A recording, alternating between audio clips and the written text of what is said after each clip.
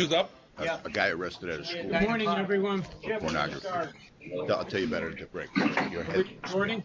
You'll see a countdown. All right. I guess we have to wait for the countdown to tell me we can start. So.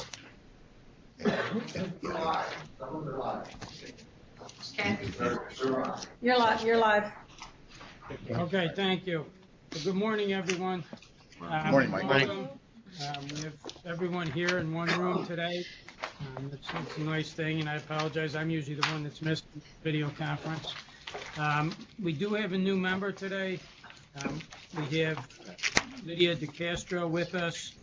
It's her first meeting. She was appointed to take the position that Barry Scheck vacated, so welcome. We're very happy to have you with us. I thought, we don't usually do this, but I thought it might be a nice idea if we went around the room and introduced ourselves since we do have a new member. So I'm Mike Green, I'm the chair of the commission, and that is the Division of Criminal Justice Services. Brian Gestring, the director of the Office of Forensic Services. Lydia DeCastro. I'm one of the managers at the Forensic Biology Laboratory, New York City Office of Chief Medical Examiner. Angela Mazzarelli, Appellate Division, First Department. Walsh, I'm with the Wadsworth Center, which is part of the New York State Department of Health. Scott McNamara, I'm the District Attorney of Oneida County. Kelly Plummer, I work at DCJS. Jackie Van McClick, DCJS. Hi, Bill Fitzpatrick. I'm the DA in Syracuse, New York. Marvin Schechter, Defense Attorney. Ann Willie, I'm retired from the Wadsworth Center. I'm an original member of the commission. I'm an attorney and a geneticist. Dr. Scott Neal, I'm the Assistant Commissioner for the New York City Police Laboratory and also the Chair of NICLAC. Pat Buffalino, Director of the Nassau County Crime Laboratory. Gina Bianchi, Counsel to the Commission. Good morning, everyone, and welcome. First item we have on our agenda is a review and approval of the meeting agenda. That agenda has been circulated in advance to everyone. Are there any questions with regard to the agenda? And I believe there was a updated agenda sent around yesterday that had one additional item under new business relating to a letter from the Queens DA's office. But with that addition, if there are no questions, I'd ask, is there a motion to approve the agenda? Second. All in favor? Aye. Aye. Anyone opposed? That's approved. Next item we have is review and approval of the minutes from our June 17th, 2016 meeting and from the September 14th, 2016 meeting. There's not much to those minutes. But any questions with regard to the minutes from either of those meetings? Okay, there's no questions, so I have a motion to approve the minutes for those meetings. Do I have a second? All in favor? Aye. Anyone opposed? I abstain. Okay. I abstain from the September Okay. portion. The next item on the agenda relates to votes that were held over from our previous meeting, from the September 14th meeting. But with regard to the first item there, it relates to the Erie County Forensic Toxicology Lab. Brian, do you want to give us an outline of that? Sure. And we have Christine Giffen here as the director of that laboratory. She's approaching the table.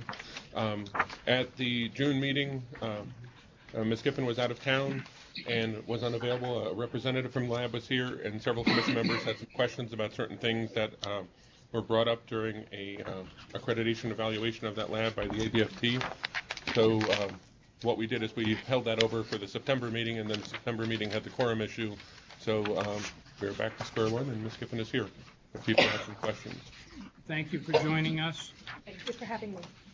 Does anyone on the commission have questions? I've got one quick question, and I understand the difficulties of taking over a laboratory. The document control issue, Yes. is Lab Links, have you made that choice, and is that in production at this point, or? So the document control is actually being done by Qualtrics. Oh, it's Qualtrics. Yeah, Okay. so that is a document control system. The Lab Links is for our LIMS system. Okay. So the LIMS system has actually been purchased, and we are beginning our training. It is not implemented yet. The Qualtrics has been purchased, installed.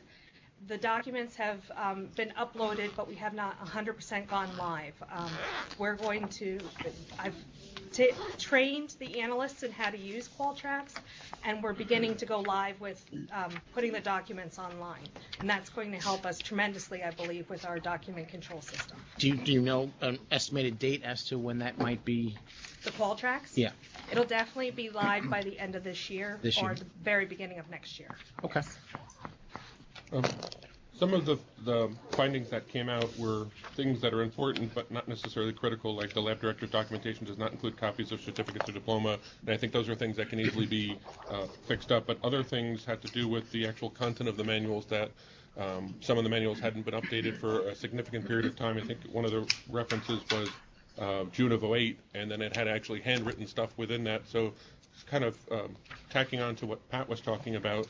I'm just wondering how you've changed the actual manuals that are running the laboratory and made sure that the manuals, because there's some other points that were identified with this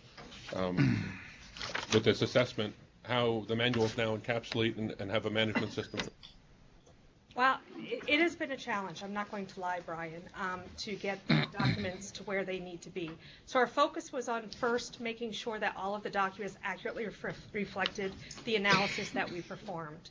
And that's the focus of where the laboratory was until the inspection, which, occurred way back in April at this point.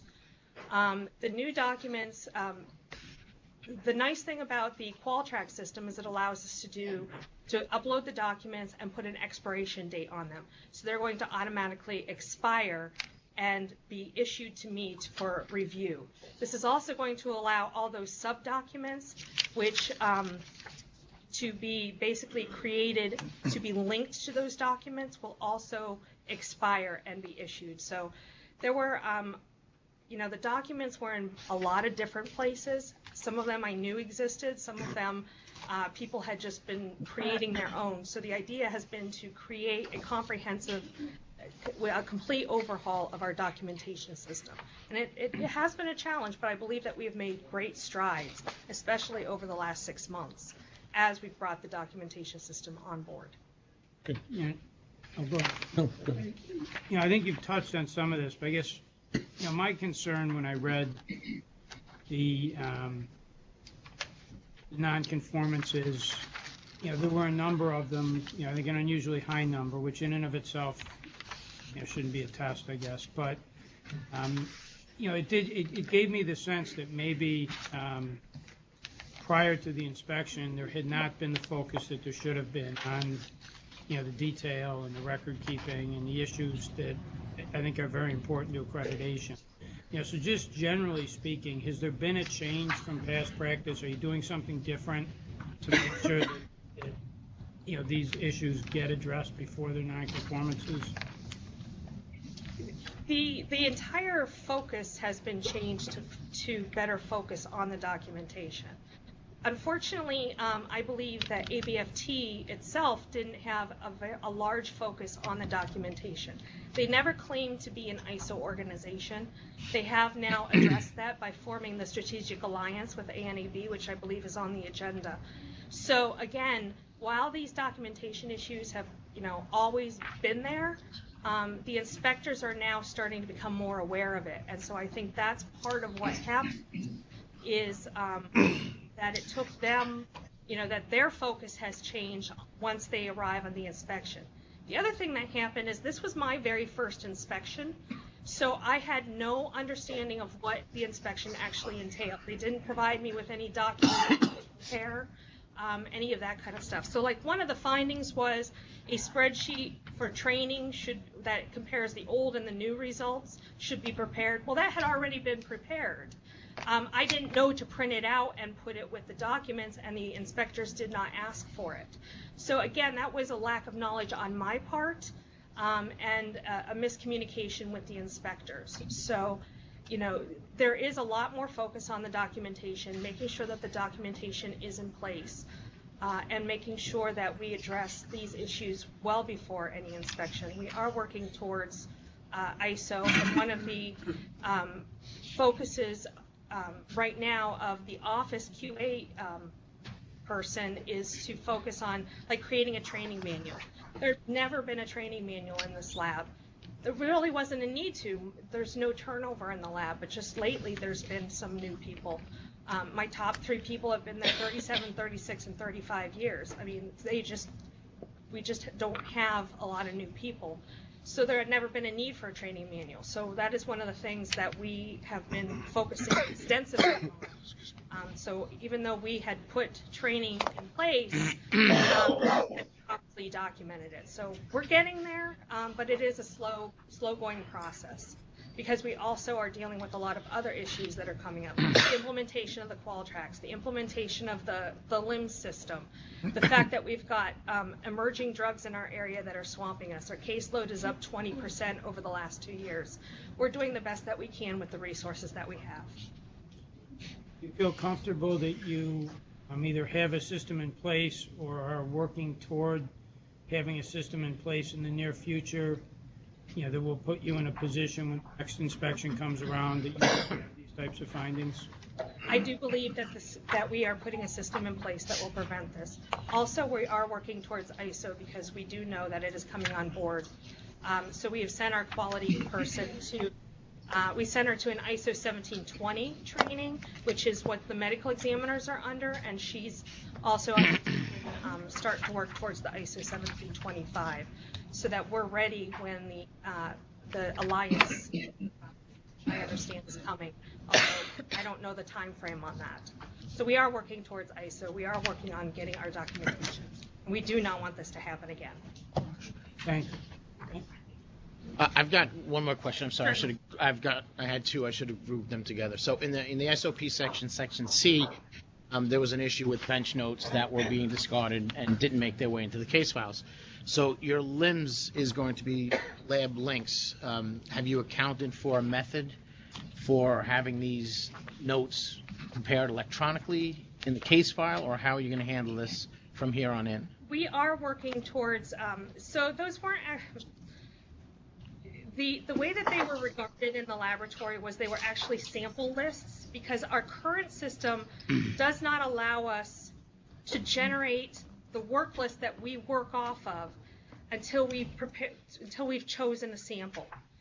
Well, so what they were doing is they were writing down the case numbers and then taking those to the cooler to look at the samples, writing down what one they were choosing, and then they were putting that into the system. So there were the feeling was that information could be found once the entire run was prepared and submitted, that it could be found other places, because that was the only thing that was on those, were just basically sample lists. They asked us to include those. We've now, on our final review sheet, put a little section that says sample lists enclosed, and they check yes or not applicable, unless, so because some people don't do that. It's really the old, I don't want to say the old timers, but the people who have been doing this a long time tend to use the scraps of paper. So they're included now with every single run when they're actually included. Okay, but is there any thought of maybe doing this electronically rather than leaving a hand format? We would like to move towards electronics, but we're probably several years away from that. I'm not going to lie.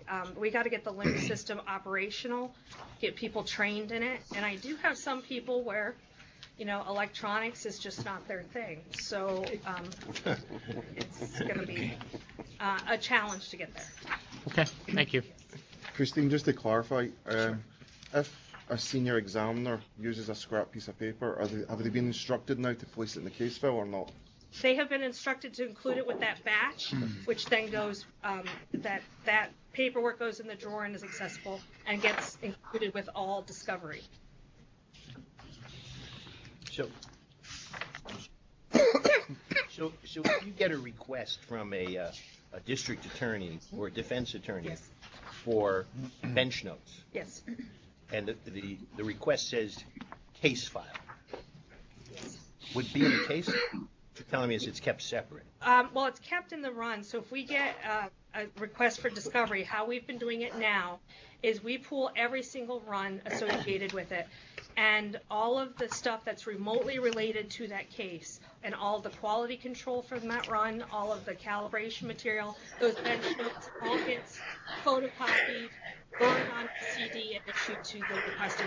So they have all the information. And one last question. At your lab, Yes. if you receive a subpoena or a request, even orally, without a subpoena from the defense bar, do you comply with that request? Or do you go through the DA's office?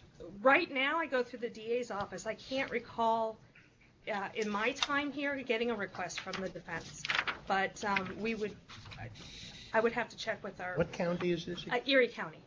Really? Mhm. So if you got if say, by coincidence tomorrow morning you got such a request, we would comply. you would comply with it, Yeah, right? absolutely. Okay, thank you. Yeah. But any other questions? Again, thank you for coming down and appearing today. We appreciate it. Thank you for having me. We have a motion to renew the New York State accreditation for the Erie County Medical Examiner's Office Forensic Toxicology Laboratory for the period covering September 14th, 2016 to June 30th, 2018. Yes, motion. Do we have a second? All right, any further discussion? All in favor? Aye. Aye. Anybody opposed? Any abstentions? All right, we have one abstention. Thank you.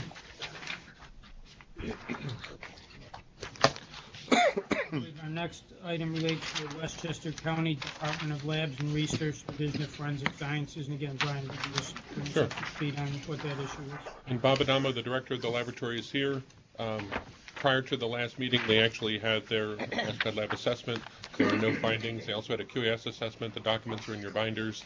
And again, the director, Bob Adamo, is here if there's any questions. Bob, thank you for joining us. Thank you for having me. Does anyone have any questions or any discussion with regard to this item? All right. Do I have a motion in that then to renew the New York State accreditation to the Westchester County Department of Laboratories and Research Division of Forensic Sciences for a period concurrent with its ASCLD lab accreditation, which expires August 31st, 2020? All right, we have a motion. Do we have a second? We have a second. Any other discussion before we vote? All in favor? Aye. Aye. Anybody opposed? Any abstentions? Thank you. Thank you. Next item we have relates to amendments or updates to the partial match policy and regulations. And again, Brian, do you want to? Sure. Essentially what happened is with the advent of CODIS 7, previously the state police had always done the calculations for statistics that were associated with the partial match policy. With the rollout of CODIS 7, the local laboratories were now able to do that. With that as an impetus for an evaluation, the DNA subcommittee had looked at the existing partial match policy for the state. They had looked at that one essential work format change where instead of the state police doing those statistics, they would actually now be done by the local laboratory. The rest of the policy stayed the same. So within your binders are the partial match policy and the regulations. Now, at the same time we were making that one change, we also looked and cleaned up some language that went through to make it more consistent with the federal guidelines that are happening. You know, if there are specific questions about this, I also have Tom Leach up in Albany, who is the associate director from the state police that can also address those, and I can also help him out a little bit with that. Any discussion or any questions with regard to this item? Yes. Okay. Marvin is deferring to you. Hey, Kathy, could you get Tom up to? Hey, Kathy. Tom is coming. He's coming. Thank you. Thank you. Just try and put some background into the what we're doing. In reading all of this, my questions were: has there been any what is the anticipated impact of this change in terms of workload, case leads? Do we have any estimate of? I understand there's been a change at the federal level in the policies and a change in the database that's being used by the local labs and is available. But as an outsider reading that, my concern is, so how many more connections to potentially innocent family members are going to be made as leads by doing the altered Workflow. workflow? And I could actually address that, and if I misspeak, Tom and Ray Wickenhauser also. Oh, sorry. Let them take the first Okay. crack at it. Good morning. This is Tom Leach, the Associate Director of Biological Sciences. The main revision to the partial match policy is really addressing the workflow. The calculations that will be done, the EKR and the EMR calculations, are similar to what was being done prior. So this is not an attempt to increase the number of partial matches that we may see in a typical search that we would have on in a normal state search. This is more to streamline our process to allow the local labs to do the calculations and determine whether that partial match can be pursued.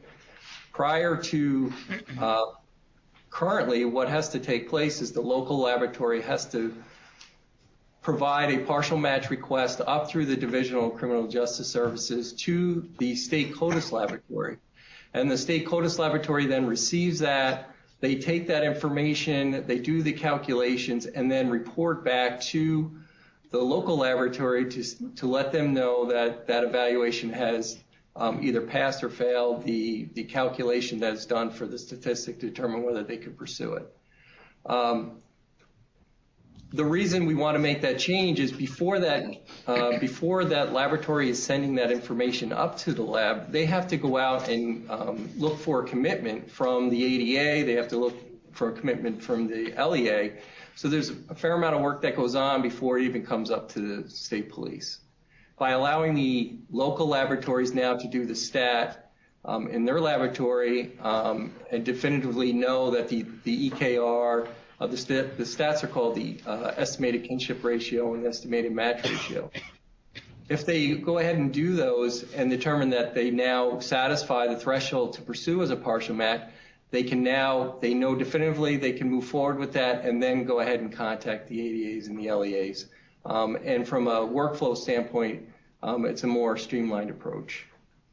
So Ray Wickenhauser, the lab director. So really the short answer is we don't expect that it will increase at all. It'll be the same number, just a smoother workflow, maybe reduce the amount of time and the amount of effort, but it should be the same number of investigations. So no increase in the number of folks that would be impacted by it.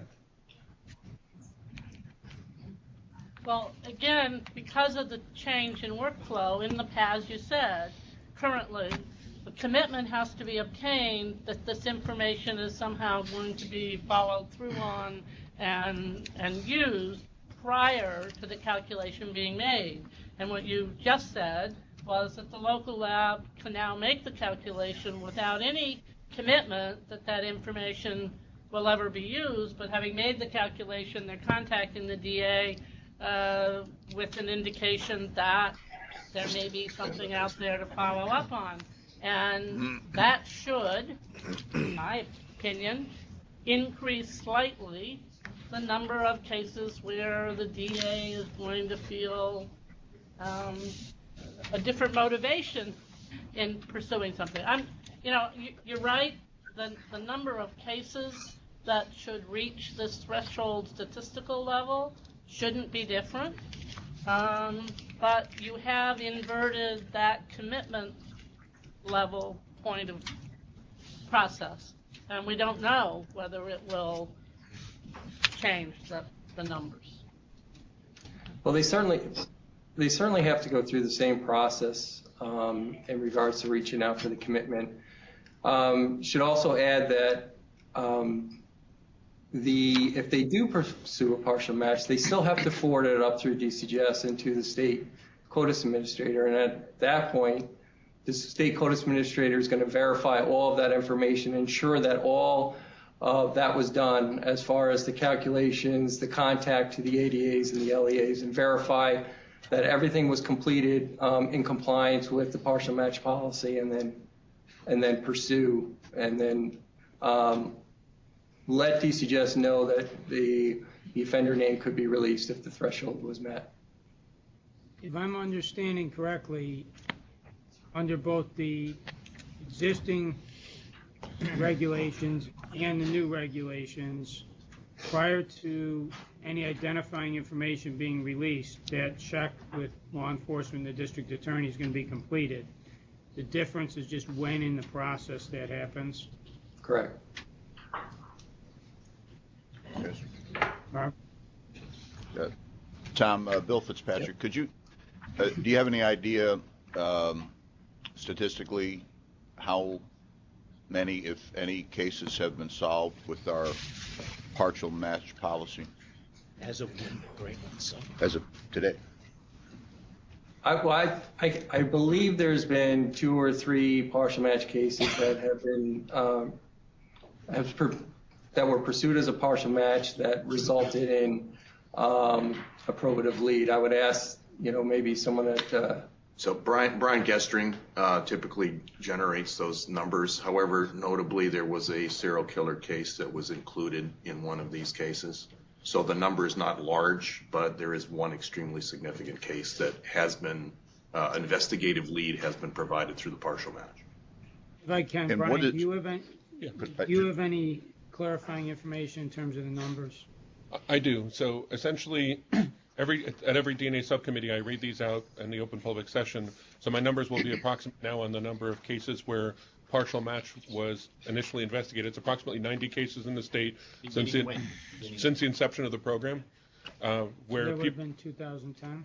I believe 2011. 2011. And again, what's that? 2011 till now. Right. In 90 cases, there was a potential partial match that the lab decided to look at. In about half of those cases, they didn't meet the statistical threshold, so nothing else happened. They dropped off the radar. Right.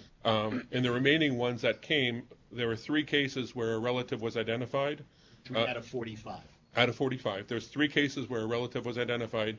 One had to do with it was a simple auto theft case where someone had broken into a car and cut themselves. Blood was there. The relative was identified and linked and convicted on that crime. A different case, the relative was identified, but investigators realized that it was a cigarette butt that was found at a burglary scene, and when the relative was identified, it turned out he lived in the common complex where this occurred, so they thought it could have been a secondary transfer, so they did not pursue it any further. And then the third one was the Joel Biltroff case from Suffolk County, Long Island, that was linked to 2 prostitute murders from the 90s.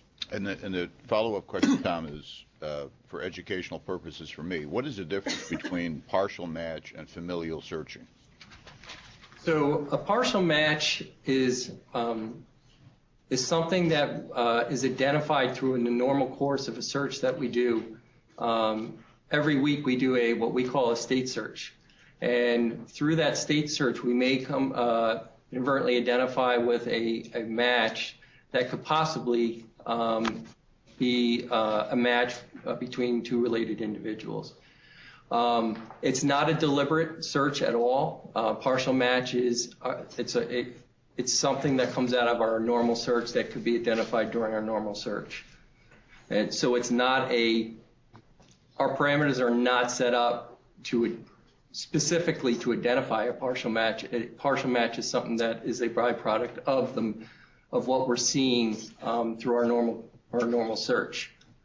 With that said, a familial search is a search where it's more targeted to identify with the possibility of a relative.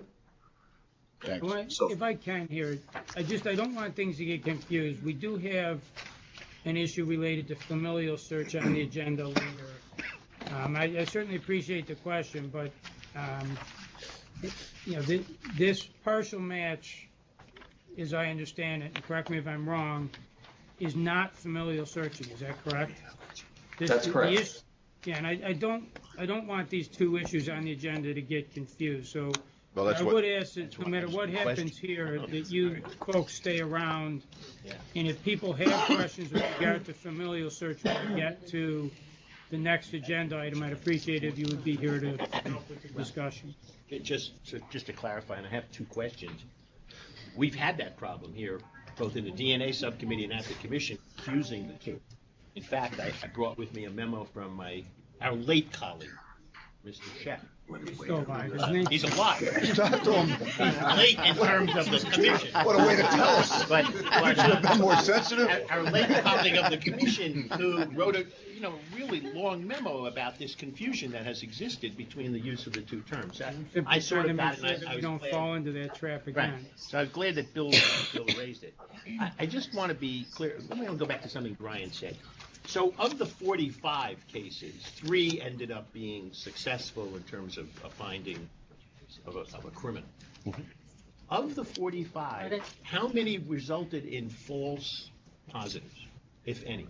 Well, actually, what ended up happening is in the remainder of those cases, they didn't pursue anything.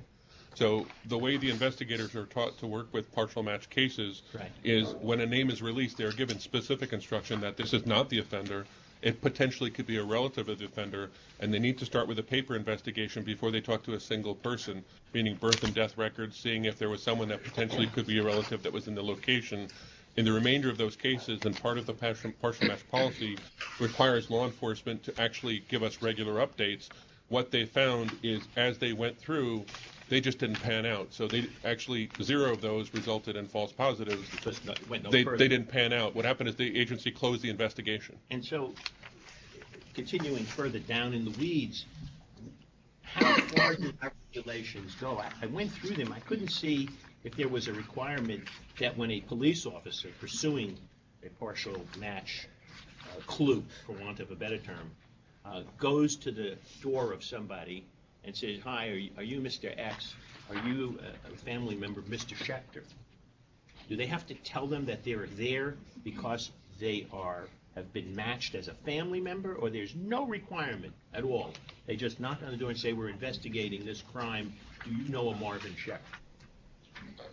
I'm not understanding the question because the way the investigators are following this, they're not doing that knock on the door.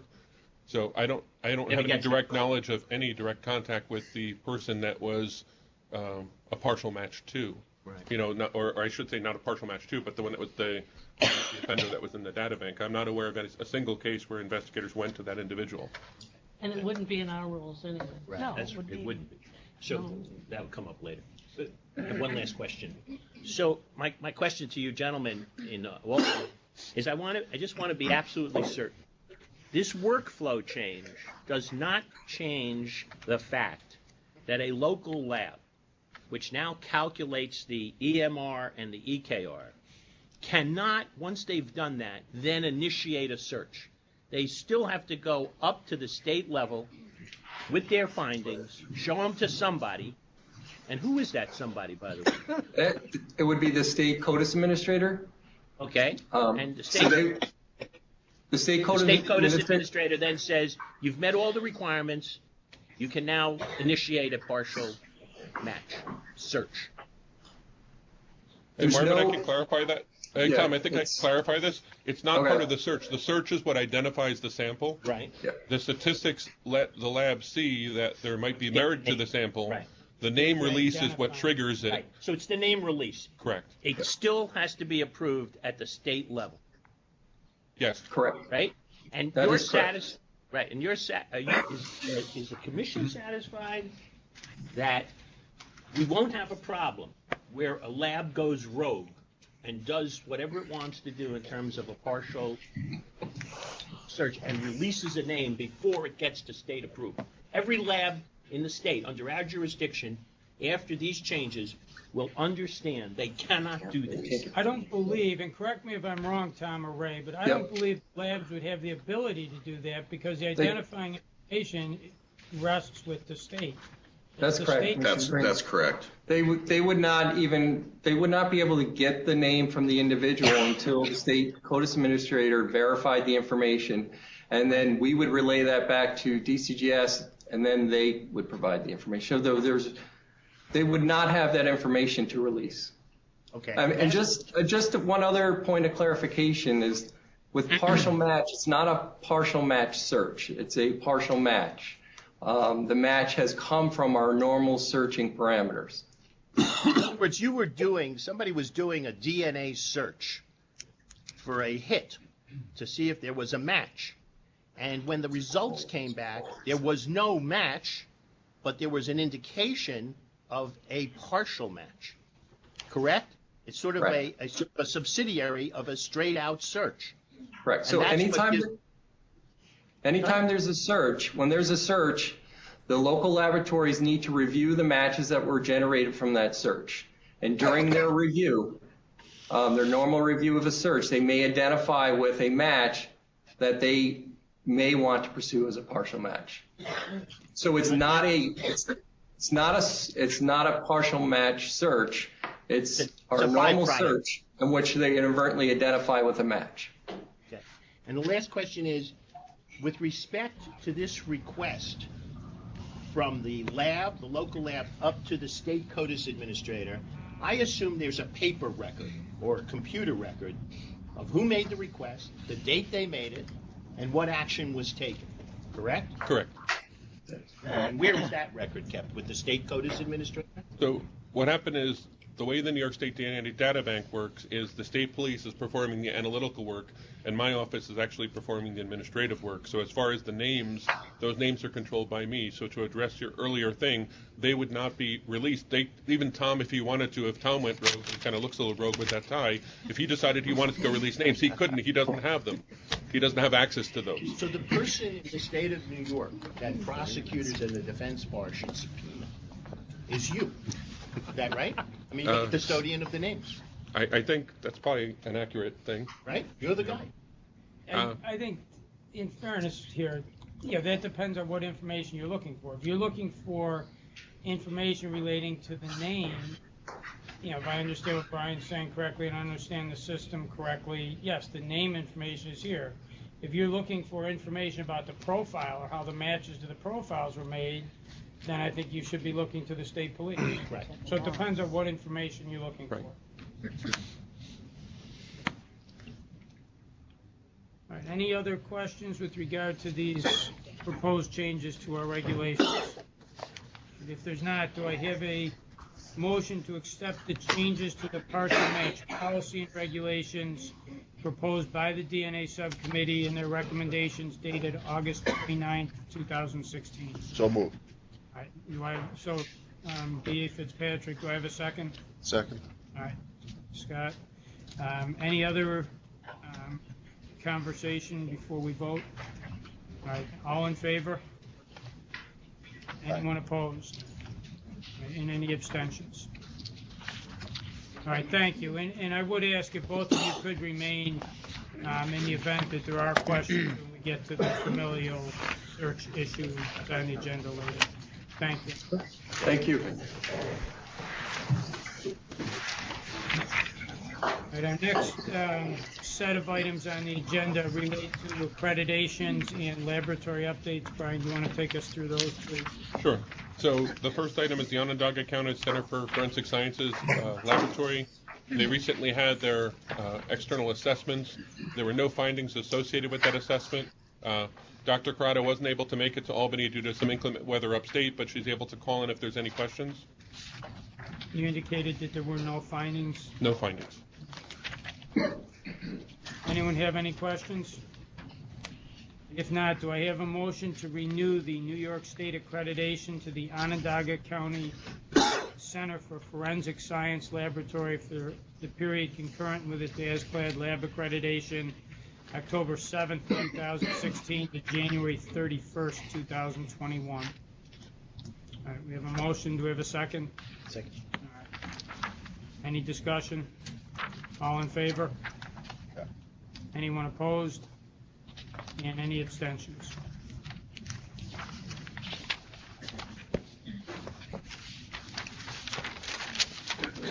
The next item on the agenda relates to the DCJS Latent Print Laboratory. Just as a little bit of background for people, DCJS keeps the state fingerprint records. Anytime someone's arrested and fingerprinted, that information comes to DCJS. This is something we've done for years. There is and has been for some time a unit in DCJS that works with latent fingerprints that police agencies submit to check those latent prints against any open fingerprints in that record, see if there's any information generated indicating that there may be possible matches, and then further do the look at those and to make a decision as to whether or not any conclusions can be drawn. When I got to DCJS and we looked at this and looked at the issues being discussed at the commission with regard to accreditation, and we felt it was important that that unit be accredited, so we did engage on what's been a fairly lengthy journey to get us to the accreditation point.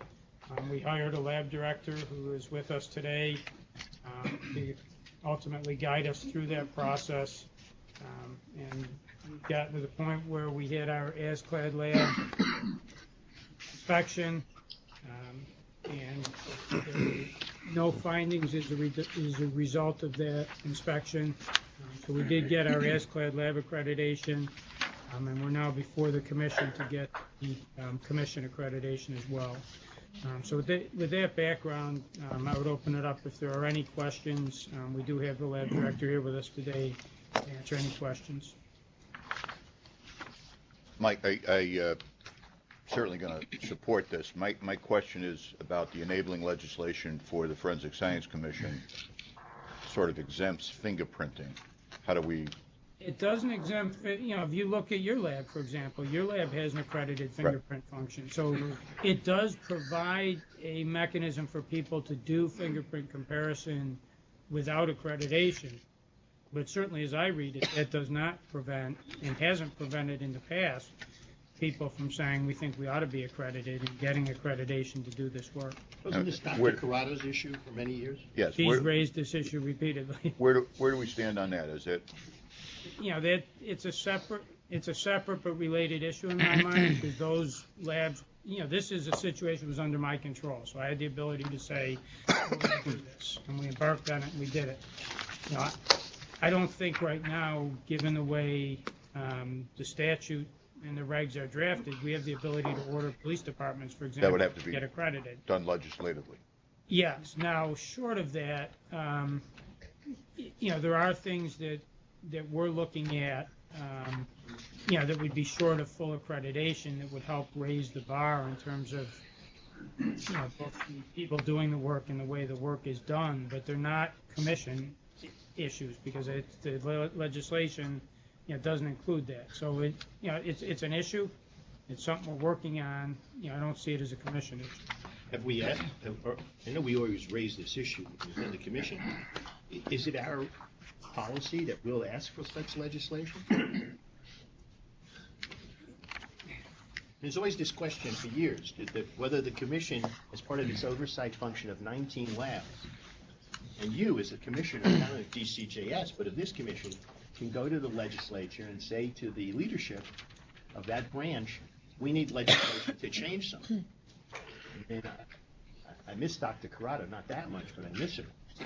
Because she really was very strong on this issue, and she came at it from the point of view of professionalism. And yet, we're still in the same boat. So I appreciate that because the enabling legislation doesn't exist, that you're considering things short of that, whatever those are. I don't have to ask you about it now. But why wouldn't we have a vote, say, let's just confront this once and for all and go to the legislature, we're the Commission on Forensic Science, and let's change this. Is there any authority for us to do that? Didn't we vote on something? Scott. I guess what... 3 meetings ago, Yeah, we voted on. I think it's a great... I don't think there's anything that says... a lot of things we do, the statute tells us we have the authority to do it. Credit labs.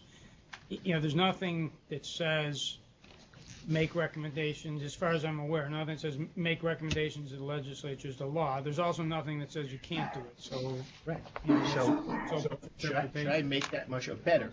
Should I have a front person make the motion so it'll pass, rather than me make it? What I would prefer we do, if you don't mind, is deal with Mr. McNamara, he's volunteering. I'd prefer we deal with the accreditation of the DCJS lab first, and then when we finish that, get into this if you choose. And relevant to that, I think we probably, DCJS lab was never exempt because the exemption applies to local police departments performing. So the fact that DCS does it, I commend you for having made the decision, for seeking accreditation, and that aside. The working group on this issue that was chaired by Kathleen made the recommendation that we use the system, the state system that controls access database to identify, and we did survey all the police departments to find out doing fingerprinting, who was doing, and how many they had done, and when those numbers were massaged and reported to the commission. It's it's a small number. I think we came up with 12 that we really thought were doing numbers.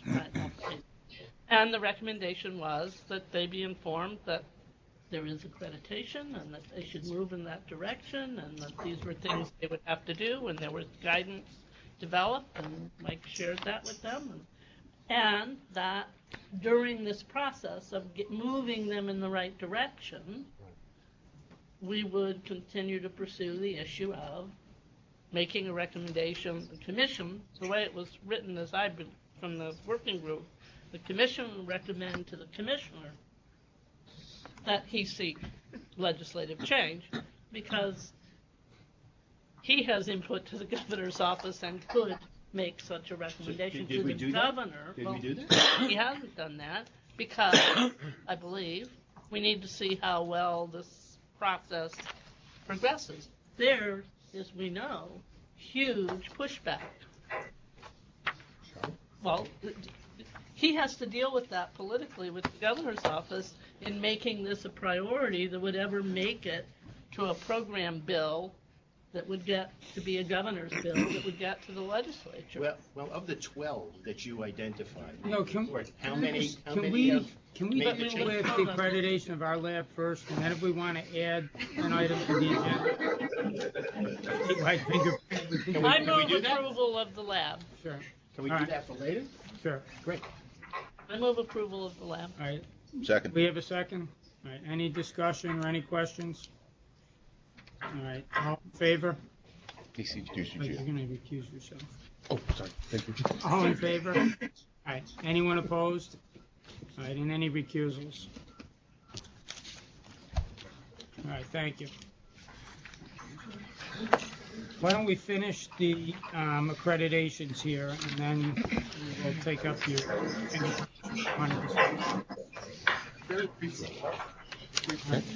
Next, we have the County Central Police Services Forensic Laboratory. I believe this is just a report. Is that correct?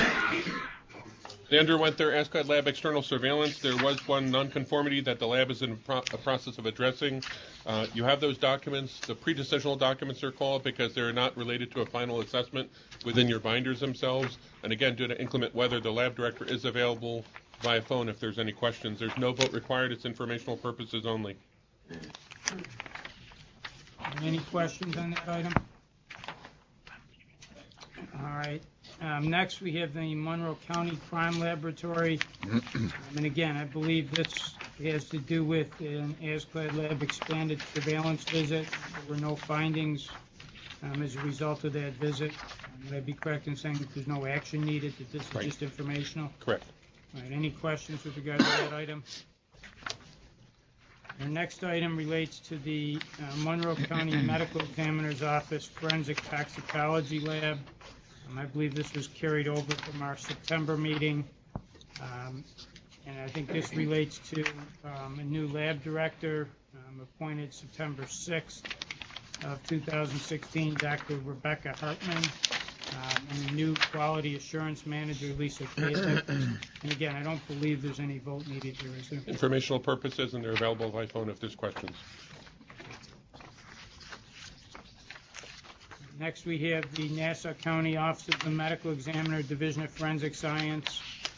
I believe this past October, ASCLD Lab performed an expanded surveillance visit. The binders include pre-decisional documents, documents Brian just referred to. Lab is currently conducting corrective actions, and a plan is due to ASCLD Lab by December 7th of this year. And again, I don't believe any vote is required. I think this is informational. Is that correct? Correct. And Dr. Buffalino obviously is here if there's questions. Anyone have any questions with regard to this item? Do we have an update on the progress on this issue?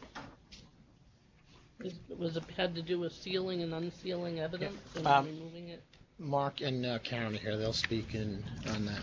As long as they're here, they can tell us what they're doing to fix it. Mm-hmm. Absolutely. It really wasn't an issue. It was a matter of custody.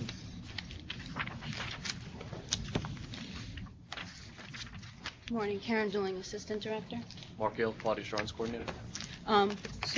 Corrective action has been submitted to ASCLD Lab and accepted, so we're just waiting for the final decision on that. So the issue was that in latent print processing, we just began casework for evidence that was in progress. Occasionally, the items are left open, awaiting in case they have to go back to the item for a very short period of time. Our manual specifically stated that those items are left in evidence examination areas. They were being left in the evidence receiving area, which is also another secure area with limited access. So it was a manual change to make. And then in the area that we receive evidence, we also dedicated an area for evidence in progress. So you're still leaving the evidence, I'm envisioning an envelope with stuff in it. You're still leaving it open in the evidence examining area rather than back in the evidence receiving area. That's the change? Well, what was happening is it was being left in the evidence. All the other disciplines in the laboratory actually keep them in the evidence exam area until they're finished, but we didn't have the space for that, so that's why it was in the evidence receiving area. But again, both secured limited access areas. So you're going to continue to send open evidence packages back to the evidence receiving area for fingerprinting? You're going to continue the... Right, we updated our manual to reflect that storage. So to reflect the reality of what's going on. Change the manual to make it acceptable to do what you were doing anyways. Yes, the manual was very specific. Because the evidence exam area is very... And it was a violation of your protocol. Is that really the best way to handle evidence? I'd like to clarify. So, if you've got evidence in progress often. So, essentially, and we're moving in the new lab in the last quarter of next year. It's definitely going to happen. It's not just it's definitely going to happen this time. Marv, I'm sure you're happy about that. So essentially, we store evidence in progress in a manner so that no loss or deleterious change can occur to it, but we don't have the space for latent prints. So they use the evidence receipt area in a location. But there's not evidence thrown all over the place. It's secured properly. No, I'm sure it's all still in its and it's latent envelope, print, so obviously you want to make sure nothing moves around so you don't have deleterious change to prints and so forth. But in accordance with the standard itself, that can't be open-ended. So we can't leave a piece of open evidence for 3 weeks. Usually you're talking about maybe a day, if it's an overnight or because there's a reason that it's not being sealed up yet. And if it was they cut they're also trained. Cut a very small opening, limited to take it out, and when they put it away, they fold it over. If a temporary seal is needed, they would put a temporary seal on. If we continued to seal in progress, there wouldn't be an area to open any longer. We'd be opening the front of the evidence or the back of the evidence, but you would essentially top, bottom, exactly. We say it's mummified at that point. NICLAC, you're representative of NICLAC, right? Yes. Other labs do this? I'm sure some labs do. I wouldn't know unless I spoke to them directly. But. That's great. All right, thank you. Thank you.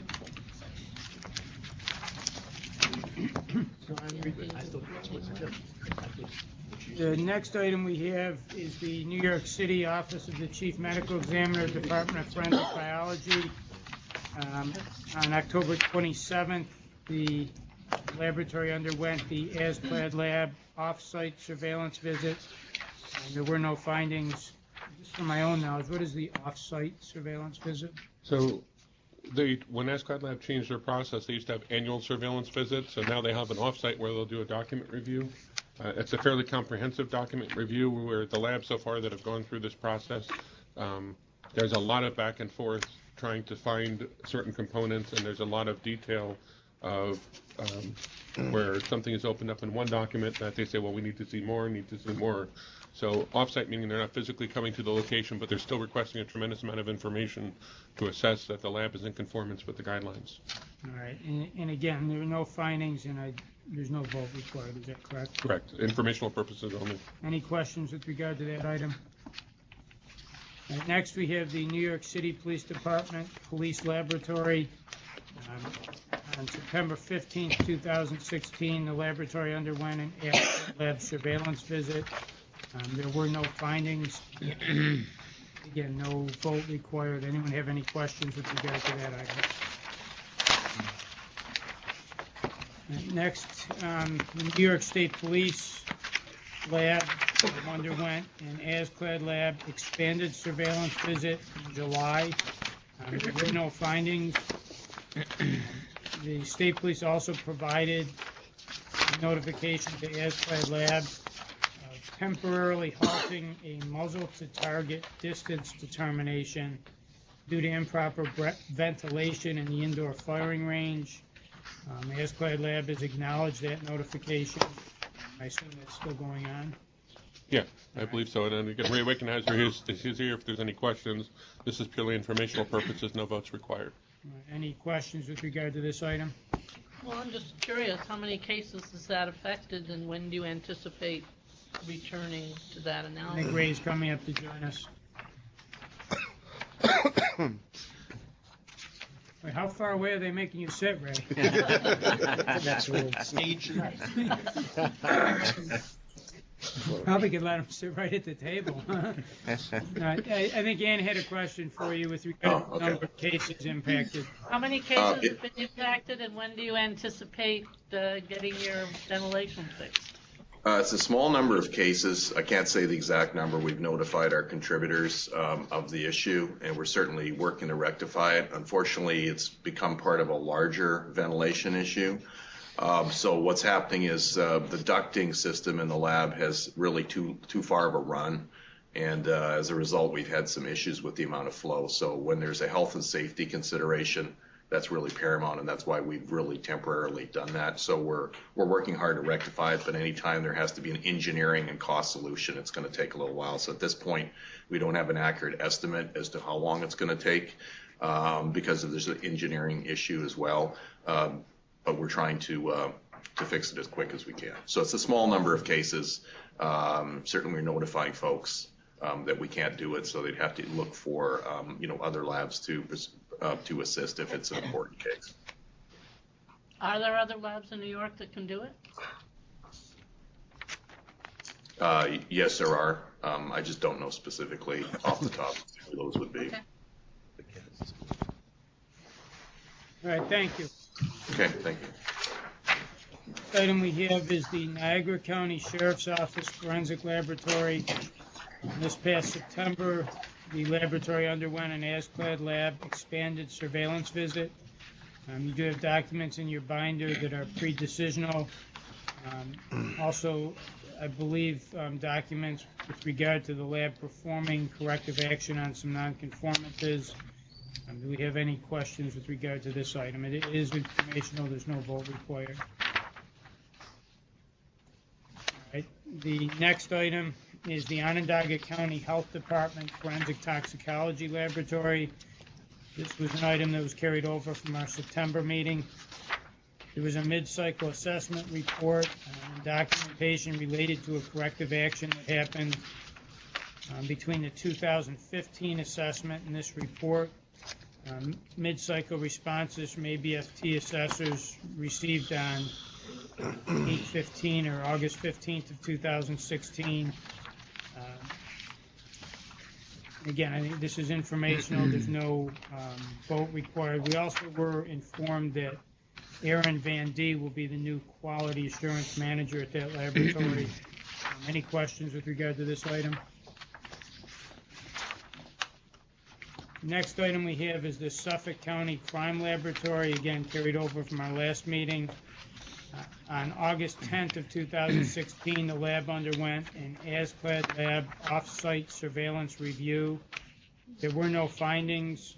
There was one comment, basically that the lab would benefit from reviewing its corrective action process to ensure root causes of nonconformities are reported rather than a restatement of the nonconforming event. Again, this is informational only. There's no vote required. Any questions with regard to this item? Next item is the Westchester County Department of Public Safety, again carried over from our last meeting. On June 27th and 28th of this year, the lab underwent an ASCLD lab expanded surveillance visit. There were no findings, no vote required here, and purposes only. Anyone have any questions with regard to this item? Next is the Yonkers Police Lab. We were notified that the prior quality assurance manager retired. The new quality assurance manager is Crystal Washington. Again, informational only, no vote required. Any questions? All right, that finishes that section of the agenda, which brings us to new business. So before we start what's on the agenda, if there's no objection from anyone, give Marvin the floor for a minute with regard to fingerprints. Yeah, I just think, commensurate with what Ann said, they did a report. They found 12 labs, which seems a large number, because if you multiply what they're doing in terms of fingerprints, it's quite a large number of cases that they're processing. The one thing the commission is mandated to do by law is to accredit the labs under its jurisdiction that are engaged in the forensic sciences. You can't be more engaged in the forensic sciences than fingerprinting. So, I don't know how long ago that finding was made of 12, and if one has come forward, I would say we might be here a decade and a half before the other 11 come along. I don't know. It just seems to me that it's an obvious step to take, that the commission in charge of accreditation, the one thing we occupy almost 90% of our meetings doing, either in the beginning, as we did today, or later in lab disclosures, would be to recommend to the New York State Legislature, to the governor's office, and to the leaders of the Senate and the House, that the Commission on Forensic Science has determined that for better science and more professional science, we have accreditation on these fingerprints in all these labs. What could be bad about that? And I do take into account that it's a political problem, but I don't know what the political problem is. What could be better than recommending to the governor that we accredit one of the forensic sciences with respect to techniques? So, in the past, I would make the motion right now. But I'm not going to do that out of deference to you, Mike. This is your call. What is the problem if we take this up as a motion, it's seconded, we have a discussion, and we ask you to draft legislation, even a letter to the legislature saying the time has come? What would be the problem from your point of view as the head of this commission? Well, I don't see this as a black and white issue for these reasons. I agree with what you say about the concerns about professionalism. Obviously, the consequences of any work done in this area, are extremely significant, both in terms of inclusions and exclusions. And so, from that perspective, having that type of work done in a forensic laboratory setting is a great idea. I assume there was a reason why the legislature and the executive at the time exempted fingerprints done by police agencies from the jurisdiction of the commission at the time they passed that legislation. And having just gone through the process of getting a fingerprint lab accredited, I think I understand part of that reason, and that is the practical reality of expecting most police departments in this state, and I think NYPD and the New York State Police are in a very different position, just in terms of size and resources, than the 548 other police departments in the state. So expecting most of those departments to have the resources and the ability to go through that accreditation process and be a forensic lab, I don't see it as a political problem so much as a practical and realistic problem. Those are the two extremes. You either have no control or you have full accreditation by this commission, and there's real problems with both of those extremes. So as I see it right now, there's an area outside the realm of the Forensic Science Commission, because the statute has not given us jurisdiction over it, but still a very important area. So within DCJS, it's something that we're looking at and working on. Honestly, we've been more focused on getting our own lab accredited, and it's not that we've ignored this, but we are looking at the issue of, and there's a number of issues here. There are people who do fingerprint work in the state who use our SAVIS system to assist with that work. And that may give us a certain degree of leverage. There are other people who do, police departments who do fingerprint work unconnected to our SAVIS system.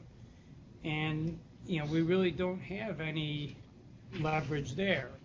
But that doesn't mean there aren't things we can do. So, we are looking at and working on issues with regards to what we can do to ensure things like proficiency testing and other issues for individual examiners. We're looking at the issue of structure, which is what the accreditation process in large part focuses on. But it's not, I don't see it as a black and white simple issue. If you say get accredited, I think what you're going to do is drive most of those folks out of business. Which some people might say is a good idea. Do we have the capacity in the labs that exist right now to do the work? So I just see it as an issue with a lot of different sides, and not quite as black and white maybe as has been presented sometimes. So Mike, this very issue was debated before the National Commission on Forensic Science when they were considering whether or not to impose and recommend to the Attorney General of the United States whether there should be universal mandatory accreditation. And the issue was broached in the exact same way, that if you demand that, it's going to put a lot of tiny, small police officers, police departments out of business. And so the answer to that was to phase it in.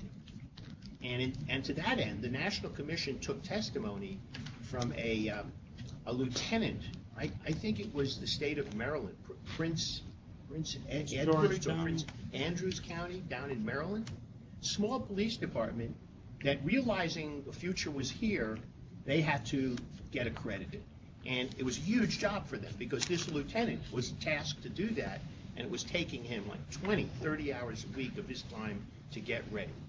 But the theory was that you have to lead from the top, because if you do it the other way around, it's an argument for inertia. And so the National Commission said, we're going to pass this, and that's exactly the effect we intend. That if we have this as a requirement for a federal lab, which already it existed, right? So why would a national federal commission demand universal accreditation when it already exists in all federal labs? The Navy, the Army, countless federal labs. So the obvious reason was because it would allow people like myself and others to go to the legislature or to a commission like this in a state that has such a commission and say, the time has come. And it's not a question of putting people out of business. It's a question of forcing them to re-examine and reallocate their resources. And, we've made some progress. The state of New York now has a bill, been passed by the New York State Legislature, 112-0, which, if the governor signs it, will remove from the counties, in one fell swoop, the unfunded mandate of indigent defense and put it where it belongs, in the state. That was a top-down approach from day one. The same approach needs to be done in this case. I don't think it's a question of black and white. It's a question of us, the commission, vested with the responsibility by the legislature under Executive Law 95-small a, 995 small a, to do this. So I suppose that, yes, this will be a difficult proposition for those labs, but if you phase it in over a 5-year period, then everybody has notice, everybody has time to plan for it, and everybody has time to get their house in order. I don't think you can be fairer than that. If 5 years doesn't impress you, then do 7 years. But you've got to start. We can't keep sitting here and be told we did the report, we recommended it to you, we identified the labs, and we're waiting for them to act. I mean, there's no reason for them to act unless the commission in charge of those labs says, this is what you're going to have to do.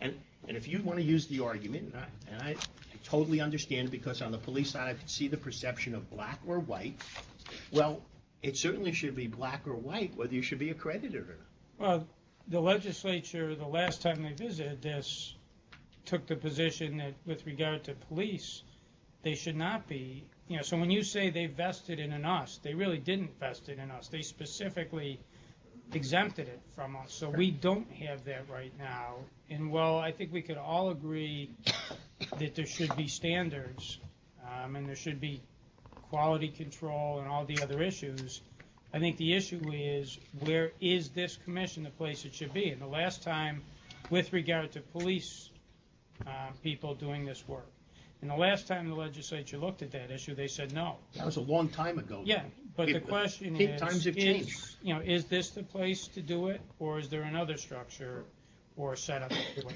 If you were the New York State legislature, Michael, I will not go there. If you were the New York State legislature and you had to enact legislation, who would you go to? You'd go to the commission that's designated and ask them, what's your opinion? I could not put myself in their shoes and answer that question for you, Marvin. But we're the commission. Who else? Where else? All I know is the last time they looked at this, they specifically said it doesn't belong. But that was over a decade ago. Was it 97? Maybe even longer. 96. My God, we've had 2 decades. We've had 2 decades. Lab scandals. We've had a National Commission on Forensic Science. We've had a strengthening forensic science in the United States report from the national academies. We've now had the President's Council weigh in with a new report, PCAST, casting doubt on all these forensic sciences. It seems to me 20 years is a long time.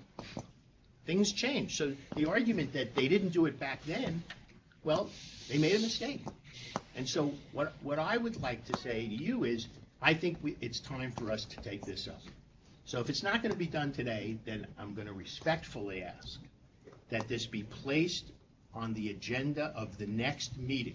I'm asking now so that Brian doesn't say to me, we've got a huge agenda next time and we can't get this in. Let's put this on the agenda, and hopefully between now and then, Michael, we can get this moved towards the commission voting to send you to the legislature and speak to them and ask for legislation. I don't know that will happen, but you might get a letter. Bill? I would agree with Marvin and ask that it be put on for the next meeting. And between now and then, I would like to, with my colleagues' permission, to collaborate with Marvin on appropriate language for an amendment to 995 that would cover what we want to talk about. See, the problem here, it's interesting that most of the criticism on forensic science, which is misguided, has to do with, the narrative of false convictions, wrongful convictions. With fingerprint analysis, 99.9% of the problem is failure to identify prints that are at the scene. Last case I had in Onondaga County before I left the office for a brief period of time was a woman who strangled and hogtied and killed in her apartment. And for 25 years, the case was unsolved. We got YSTR evidence, convicted the defendant. I have to try him again. Nothing to do with your decisions, Judge Mazzarelli. It was a misguided Fourth Department that said I had to try him again.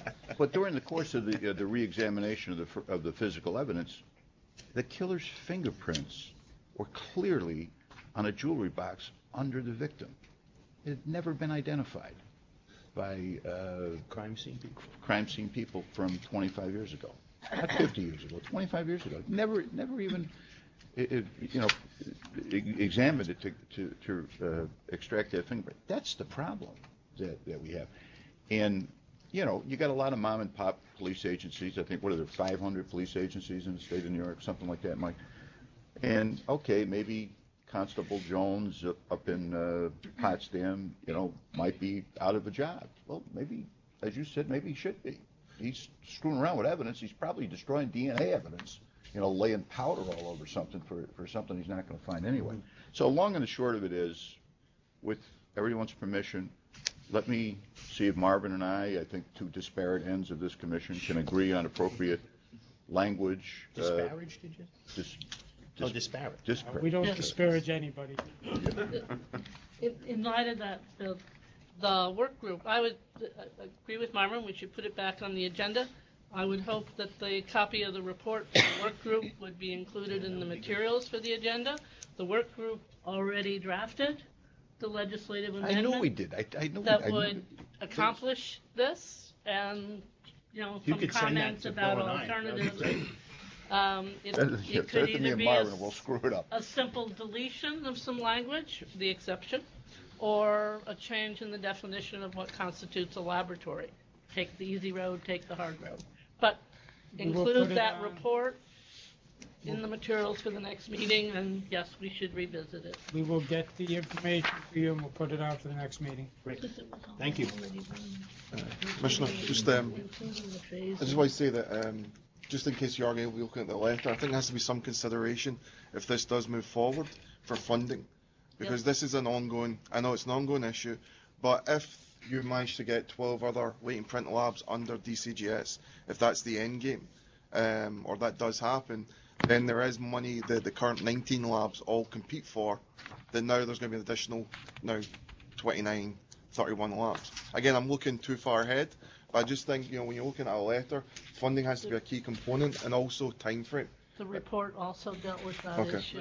And then time frame also in regards to an expectation, because it's easy to say 5 years is a long time, but if you spend a year looking for someone to lead the laboratory, then you're down to 4 years. Or so there are other constraints, but I just want to bring that up. It's about a 4-year process from the time we said we were going to do it to the time we got here today. Right. So that's precisely why any legislation we recommend has a phase-in process, which is exactly what happened with indigent defense. It doesn't happen tomorrow morning. It's over a 10-year period. And that's the reason you have these phase-ins, so that everybody can get ready in terms of the money. We will put it on next meeting, and look forward to your recommendations. All right, so I'll give you a call. All right, the next set of items is under the heading of new business. I think the first thing we have deals with the merger of Asclad Lab and ANAB. Brian, do you want to update us on that issue? Sure. Maybe at the same time you're at it, the following item is a strategic alliance between ABFT and ANAB. So maybe if you can just cover both of them. Sure. If you recall, probably about 6 to 8 months ago, the Commission undertook a comparison of accreditation programs. At the time, there were several major forensic accrediting bodies. There was Asclad Lab, which the Commission currently uses as its external accrediting body. There's ABFT for toxicology only, which the Commission currently uses for New York State. But there was also ANAB under a different name of FQS, and there was also A2LA. So my office undertook a pretty exhaustive comparison of all the standards, which as soon as we completed and presented to you, ANAB and Asclad Lab merged, kind of negating a part of that, which was when we're looking at specifically the meat of the standards and the extra requirements on it, to decide which way the Commission wanted to go of, do we want to maintain the current accrediting programs do we have? Did we want to open it up to anybody, or did we want to change the accrediting bodies that we have? So what happened is in September, Pam Sale or previously Pam Bordner, she got married, so her new name is Pam Sale, was going to address the commission to address any concerns we had. She's not available today because ANAB is having their board meeting, so she was not available to call in. However, at the same time, they have put out some changes to the requirements, and we've been waiting for this to happen. So I wanted to have a more robust discussion. Our office did put together a little comparison chart of some of the significant changes, not every change, but this was submitted to all of the commission members and also all the lab directors and QA managers in the state. And I can kind of take the lead on identifying some issues that I see with some of the potential changes. Regarding the strategic alliance. Extras of those? Yes, you can have mine actually. If you want, you can pass that down. Right in front of you, Mara. Regarding It's right on, it's right there. You have it on the bottom of that pile. What's that? I'm sorry. Thank you. Oh yeah. Yes. Thanks. So the strategic alliance part, ABFT previously had been kind of a organization that was supported by the American Academy of Forensic Sciences. So as their office structure, so they had made what they called a strategic alliance with ANAB, not meaning like a merger like the other one, but they would actually take over the office administrative functions of that, with the idea that ABFT would then be moving toward a ISO international standard and the 1705 accreditation standard over a period of time. That's not what the initial thing is. It's not a merger, meaning that they're going to move those together initially. However, they are looking to move toward that, and for now, ANAB is going to be taking over the administrative functions and the office functions, which is good because one of the components we looked at in our comparison of accreditation programs was the ability of an accrediting body to support its own operations. So that was something that was a positive change that was going on.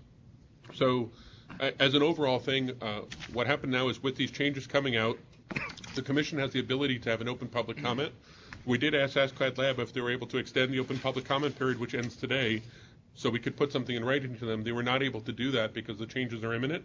So what's going to happen is at the conclusion of this meeting, we are going to send a letter from the commission to them memorializing what we talked about today, essentially by saying, look at the video from this time to this time, our concerns. I think you should just clarify that assuming that the commission wants to do that, sure, that's what we'll do.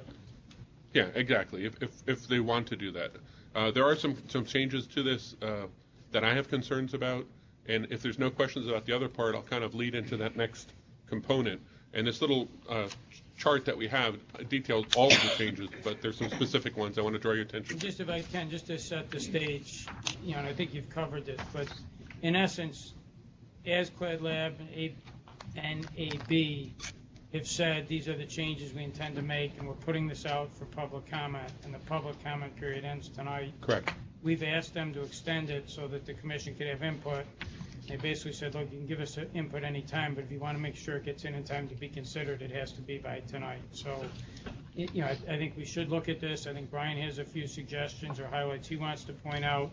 We'll open it up to anybody else, but our plan is, assuming the commission is okay with this, is to write them a letter at the end of the meeting, highlight the relevant portions of this discussion, so that anything that we as a commission say or decide, will be presented to them. I have some ideas about that, but I'll hold off on those so that Brian can do this. Just a technical question. As I understand it, ANAB and Askclad Lab did not merge. ANAB bought out Askclad Lab. And the Askclad Lab board, pursuant to law, was disbanded. It now exists as a special advisory group to ANAB. So not a merger, a buyout. That's how I understood it went down. That's a significant difference than a merger, because I don't know where in time we did this, but I guess it was the beginning of this commission. We delegated the function of accreditation to Askclad Lab. We may have to revisit that, at least from a legal standpoint. Yeah. Just now, if that's accurate, do you know in terms of the corporate structure if that's what happened? I am not familiar with corporate governance. It's been announced in all their things as a merger, and Scott and Pat, if you know different, if you can let me know. It basically, the press release says merger of, so I don't know corporate infrastructure if it's different. I think it's something that we should inquire. We should make a specific inquiry, because I think you're right with regard to our delegation. So I think we need to understand what the structure is and who the. We may be dealing with an entity that doesn't exist, right? So no, good point, and we will look into that. So do you want to highlight the Sure. specific items you? So on that little spreadsheet as you come down, there's, I think to me, there are many issues, and not all of them I'm in agreement with. One of them, if you take a look, they are actually trying to, currently there is minimal educational requirements for people performing analysis, and they are deleting that requirement. Could you specifically refer what you're going into? Sure. So actually, maybe what I'll do is I'll kind of move them in order. So if we start looking at 4.1.41, and it's put out there, yeah, the yellow highlighted one, to me that's kind of a deal breaker, because what it does is that and the subsequent one, a 4.1.4.11, remove the requirement of a laboratory to have a laboratory director, and for that laboratory director to have sufficient authority to exert the operations of the laboratory.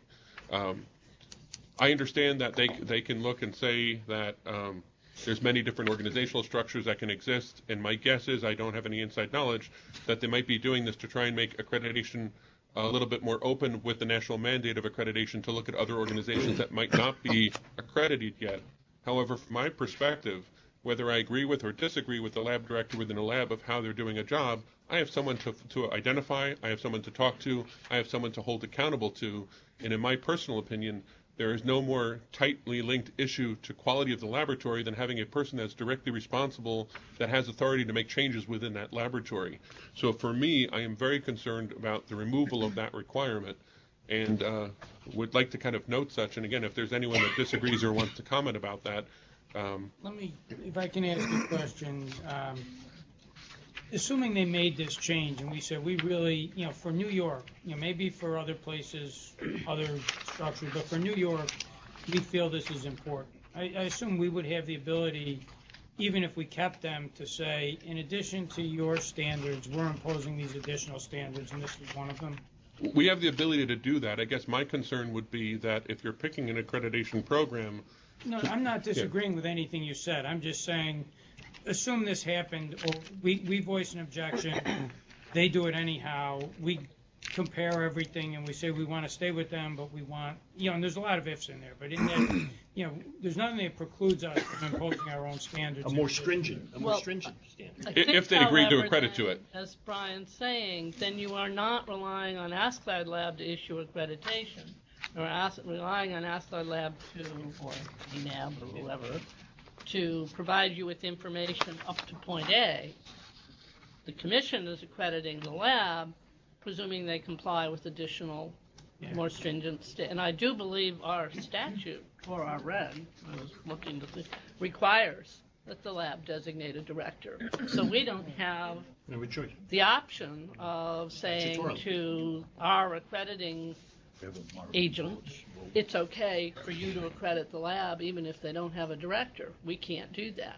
So it will. Well, they can accredit, but that doesn't mean that they get our accreditation. But then they can't be our accrediting agent. I'm not sure I agree with that. Well, because their standards don't comply with our statute. They agreed to include our standards a few and years ASCLD Lab was willing to do that, to say, yes, we will hold New York labs to the additional New York standards.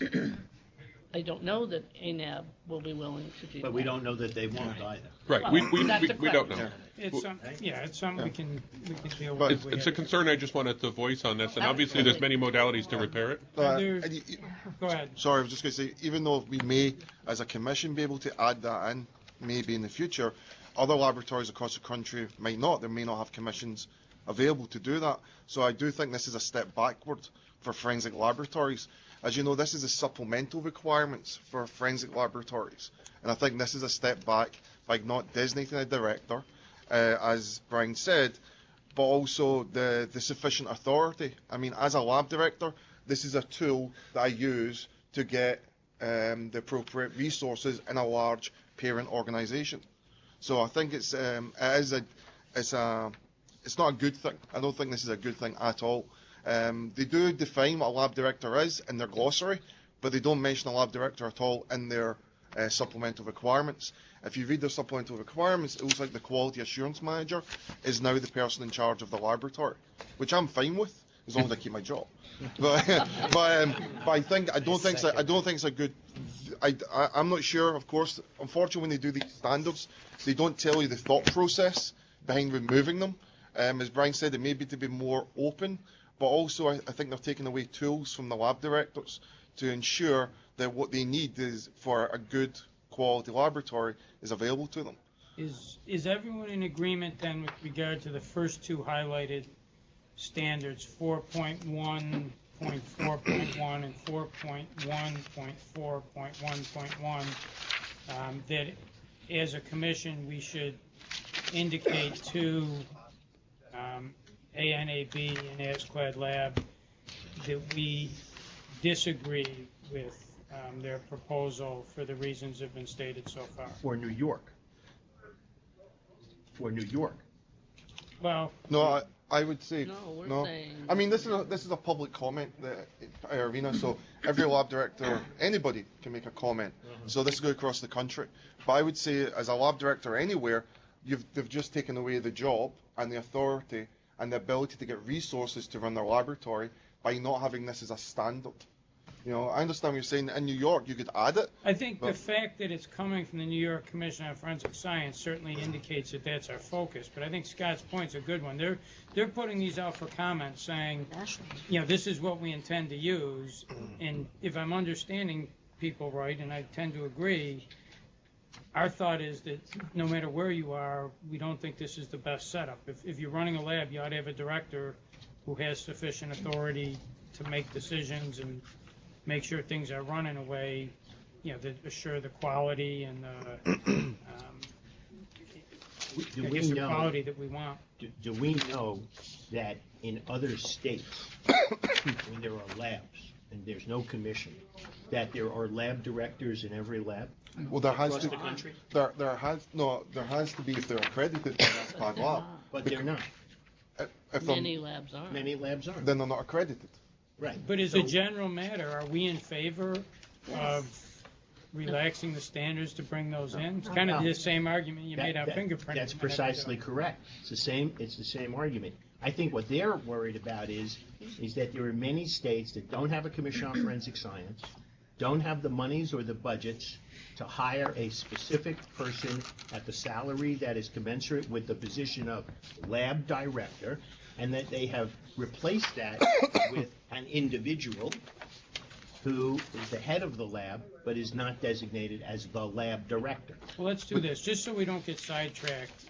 It is a introductory matter to all our comments. I'm fine if people are more comfortable just saying we're giving them feedback as it relates to their work with New York State. Yes. Okay. I think that's so fair. As it pertains to their work with New York State, are we all in agreement that we should indicate for the reasons stated that we do not agree with the changes in the two sections I just read? And it is inconsistent with our authorizing statute and reg. Okay. It's not even a close call. Not even close. Okay. I'm going to limit the things that I say to a couple, and then if Scott or Pat have anything else as lab directors they want to do. If we look at under personnel, 5.2.6.11, the removal of requirements of a bachelorate degree or advanced degree in natural science for drug chemistry, trace evidence, toxicology, or biology.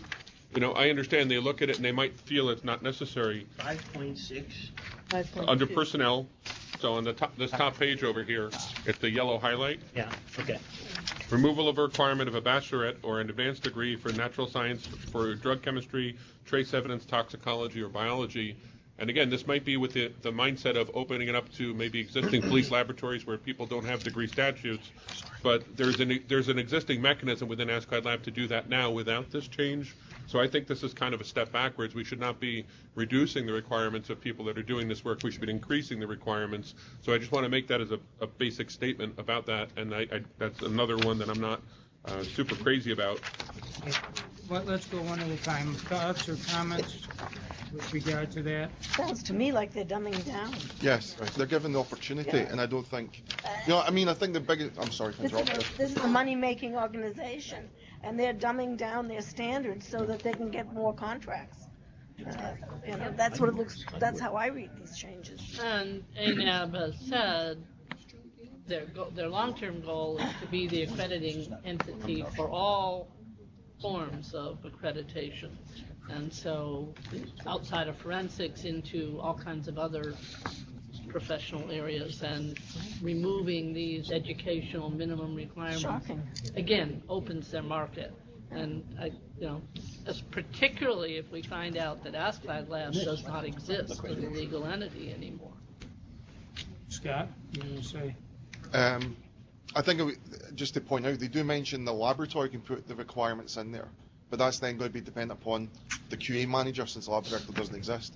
So, you understand, I think they're giving flexibility to the lab directors, which I don't mind having flexibility, but there's also minimum standards, and I think having a baccalaureate degree is one of those minimum standards, that we don't want, again, a parent agency, or, we now start hiring lab technicians with high school diplomas, to do forensic testing because that's our requirement in one laboratory, but in another laboratory everyone requires PhDs.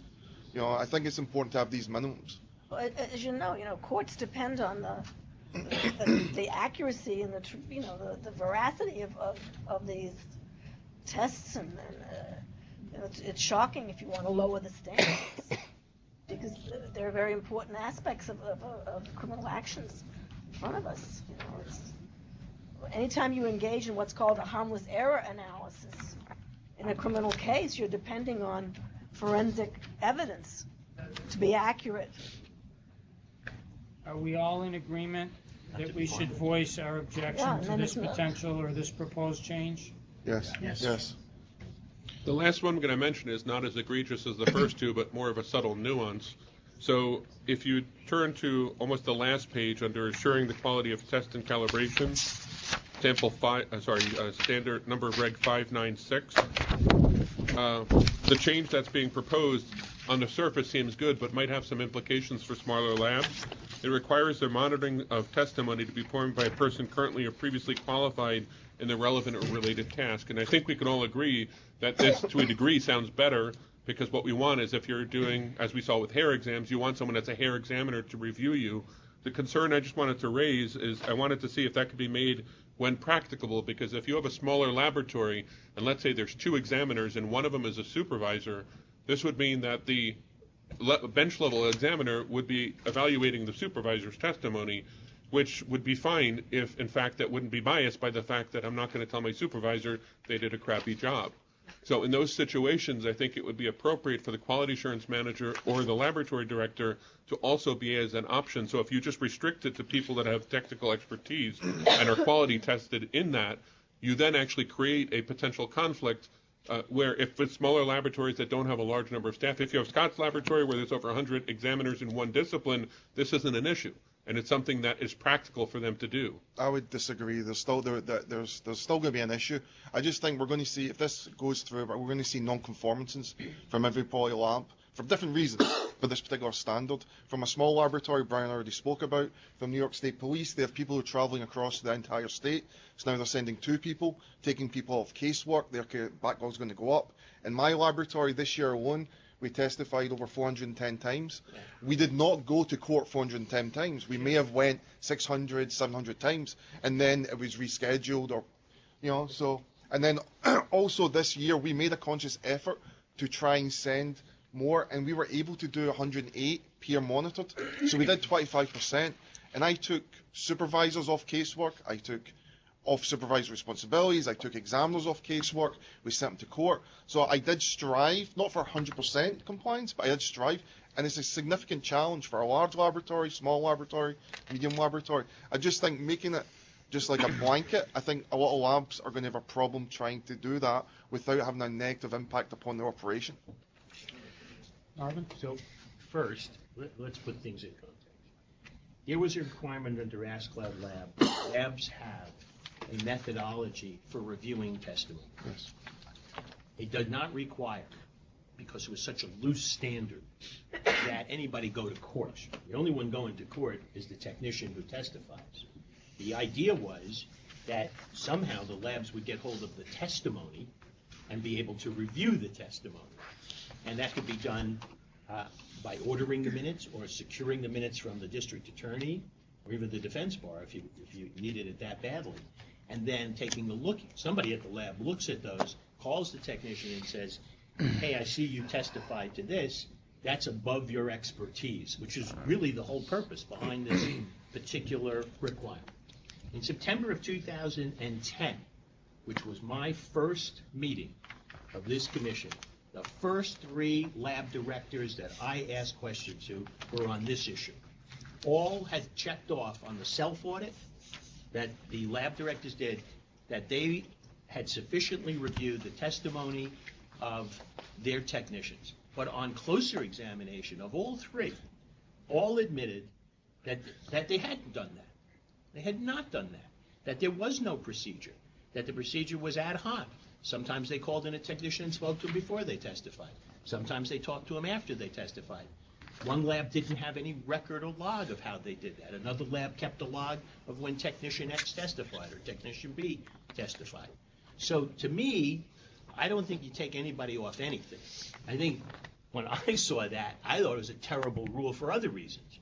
I think there has to be a rule that says that there is a procedure whereby the testimony, even if it's a random basis, say 25% of the people in your lab who testify in a given year, you take 2 from firearms, 2 from fingerprints, and you look at the testimony.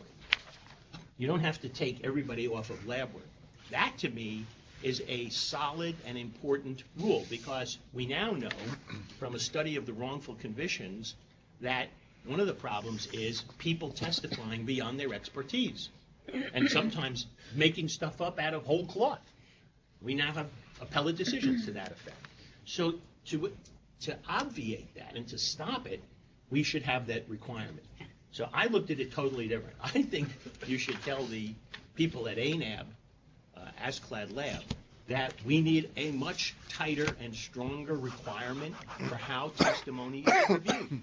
That it doesn't have to be every single case, but there should be a requirement that every lab set out in writing a system for review of technicians who testify, even if it's a 25% sampling. I'd have no problem with that.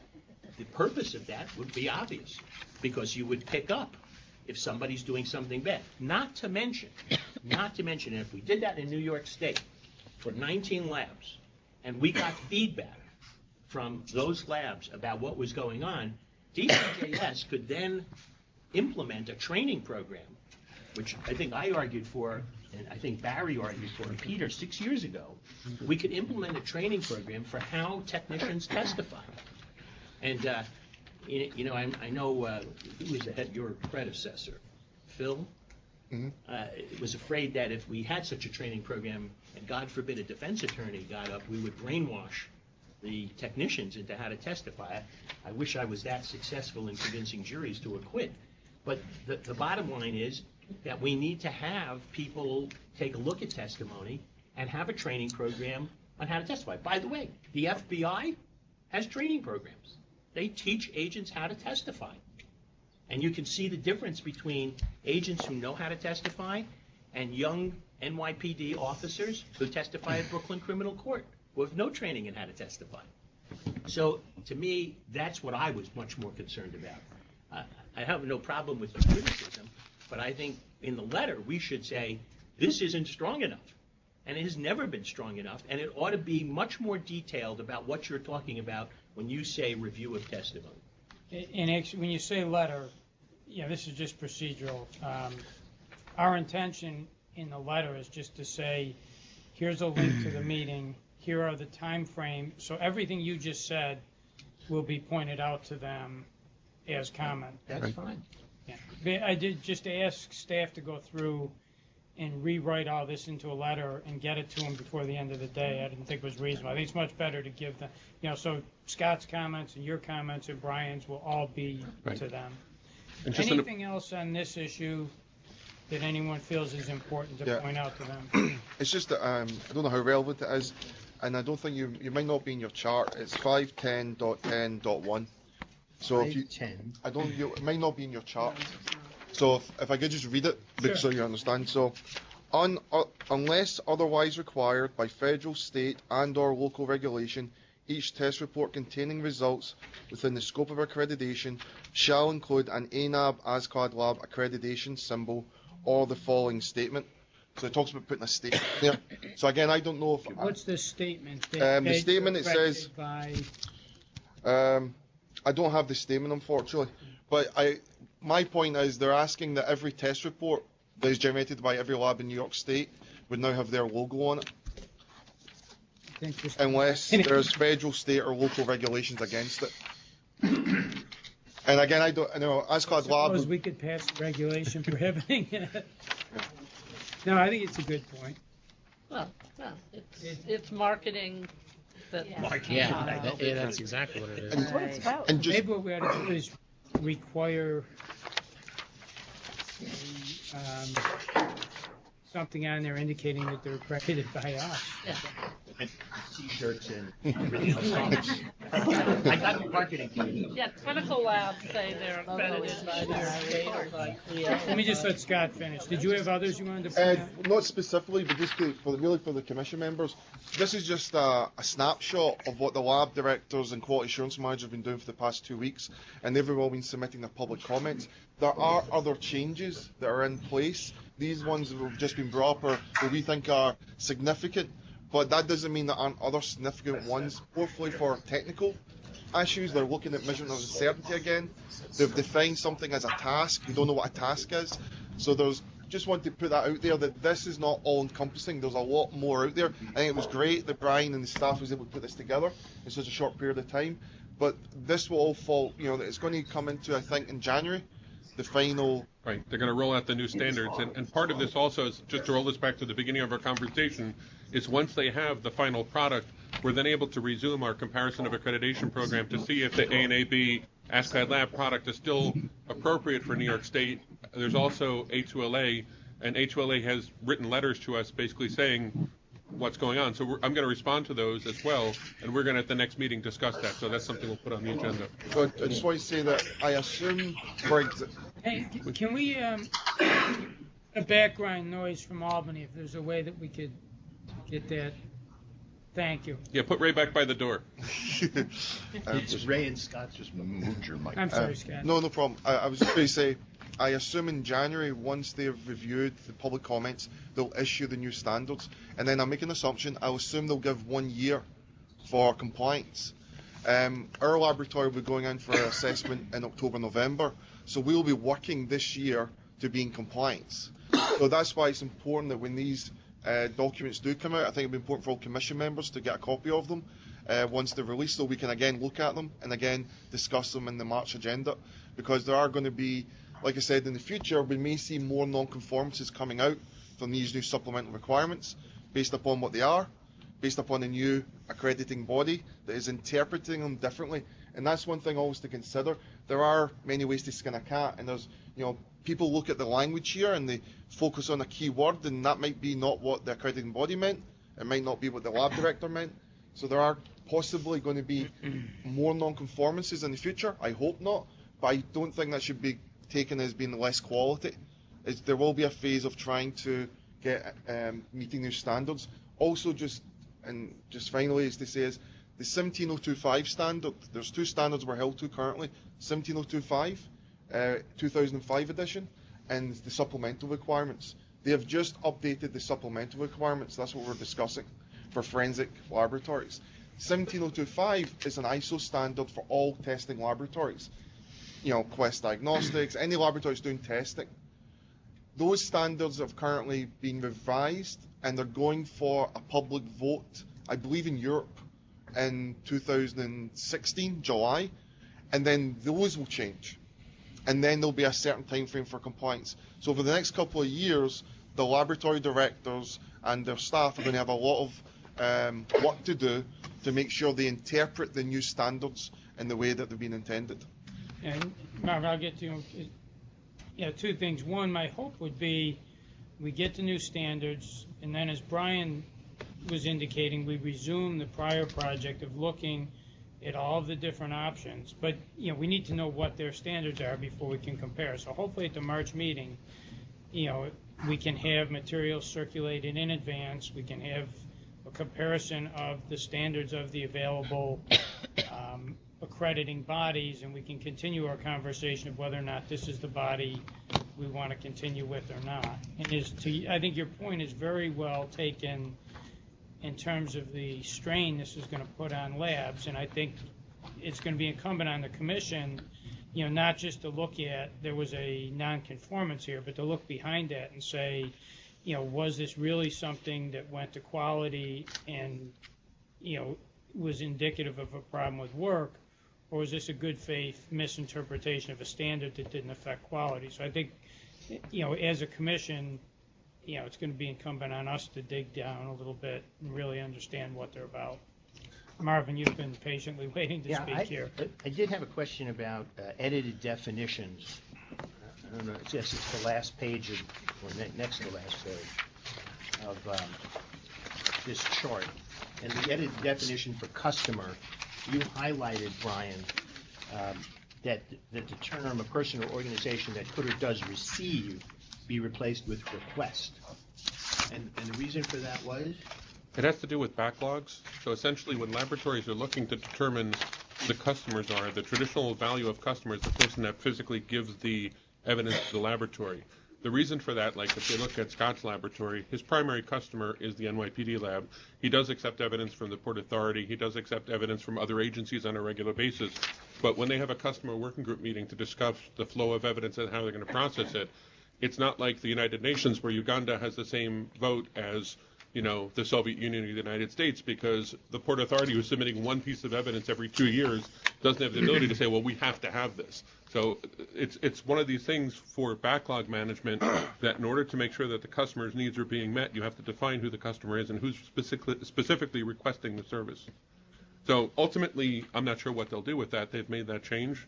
And I didn't highlight that now. That's just something I pointed out, that I think it could also have some consequences for laboratory workflow, because if you ill-define the customer, then what ends up happening is everyone has a seat at the table and everyone's making requests that are equal, and then what ends up happening is you don't get anywhere. Go ahead, Ann. Look, are these comments that the lab directors are going to submit to ANAB that you've been working on, or? Each laboratory has been working on. Some laboratory directors were able to send it to me prior to the meeting, so I was able to review them. And of course, our laboratory reviewed some, but I can't speak to which each. Okay, so this is not a product of NICLAC? No, this is not a problem. No, there wouldn't have been enough time. Okay. Because like I said, there's probably another. If we did a full analysis, there's probably another 5 or 7 pages here filled with changes that each lab may have a problem. And some labs may have a problem with one, other labs may have a problem. But in terms of, comments are due by today, so that ANAB thinks they're going to evaluate all these comments and change everything by January. Good luck. But would it be appropriate for the commission to ask the labs that did submit comments in this public process to submit a copy to the commission, so that as background material for our discussion in March, we could have copies of their technical, only if they send it to ANAB and if they're willing to share it with the commission, but it would be educational for us to understand what the lab directors thought the issues were. I think what I can do is I can anonymize information of where the comments came from, and people that are willing to do, I can put that so we can look. I was just going to say, Sam, because it is anonymous, already the public comment, I don't know what we wrote.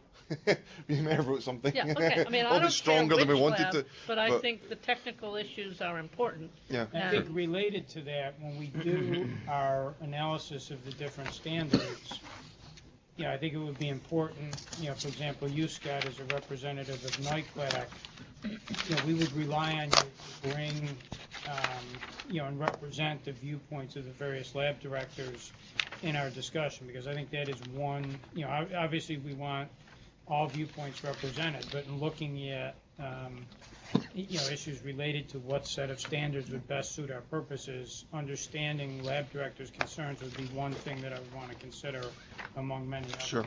And like I said, a number of lab directors did give me the material, but I didn't bring everything. They brought up today time constraints, but I will do that for the future March meeting. I'll prepare. Perfect. Marvin? So I have a proposal. My proposal is that you send out a letter, or you want to send out the time periods when we made these comments to ANAB, and in that you say to them, you request that they hold off finalizing the standards. I think we should make that specific request so we're on record. I don't think this should be a hurried process. Number 2, we should ask them to come to New York, and we should have a special meeting of this commission. We've done that before on key issues. I don't know what is more key than accreditation rules. That's what we do. So I'm proposing that in the letter, we ask them to send their representatives to New York for a special meeting of this commission to take place in early February, for them to explain and ask questions of us and us of them about what all these rules are about, why we think they're bad or good, both nationally and for New York, and explain to them things like statutory requirements. I don't think that can be done at a 4-hour meeting from 9:30 to 1 with our other schedule. And let me just ask, when you say early February, let's say they said January, I assume you're not wedded to the February? No. Okay. But just before our next meeting? Yes. And before they finalize? That's correct. And I think we should be aggressive about saying that you ought to hold off on this. It's coming pretty fast and furious. I'm not so sure that they're going to have a 1-year, buy-in.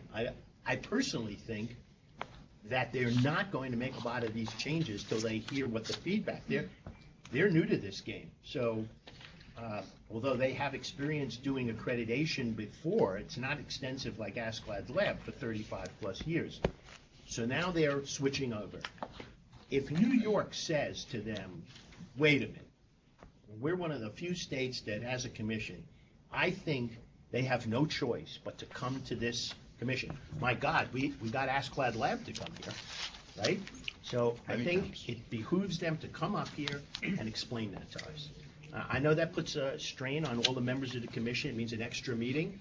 But if we don't do it for this topic, what topic would we do it for? Other thoughts or comments with regard to Marvin's suggestion? May I? Yeah, absolutely. I totally agree with Marvin. It's the essence of what we do.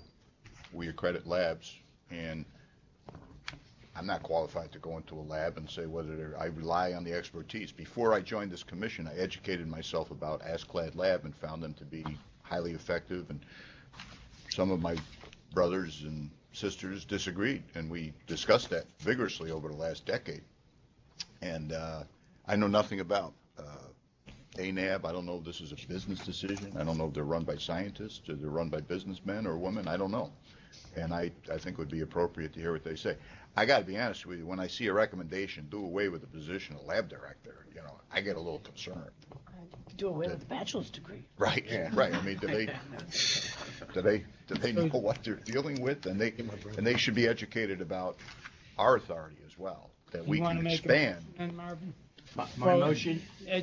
Ann, did you have a comment first? Well, ANAB was invited for today, correct? We reached out. They have their board meeting today. I know, but they were invited and were unable to come. In fairness, they were planning on being present at the September meeting, which we were not able to get a quorum. So okay. But so, absolutely, I concur with the recommendation. I just think the date, if we're going to have a meeting, needs to be concerned about when does ANAB approve. I think it's in January sometime. I don't know the exact date. Part of Marvin's motion is to specifically ask them not to approve anything until they show up here. Well, they're going to know that based on listening to this tape. Yeah. But I just mean in concern with actually the meeting, for it to be productive, there will be need some time for the lab directors to see what ANAB finally put out.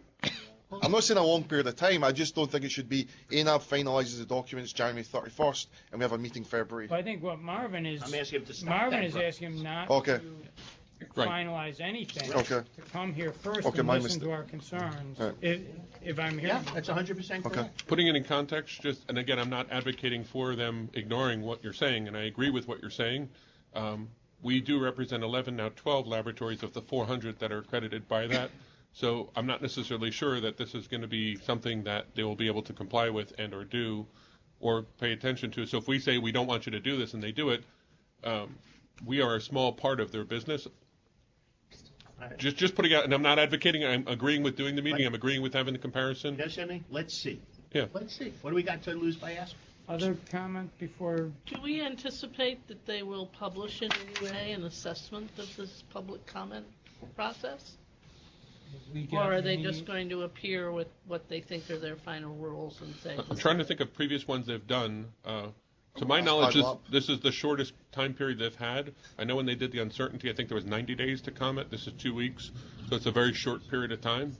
I don't remember you could actually see the comments from No, I everybody don't in the think so. country. So I think there would just be. No, that's just an inadequate response time, and I think So that Marvin, should do you be- want to make a motion? Yeah, I'm sorry. Sorry.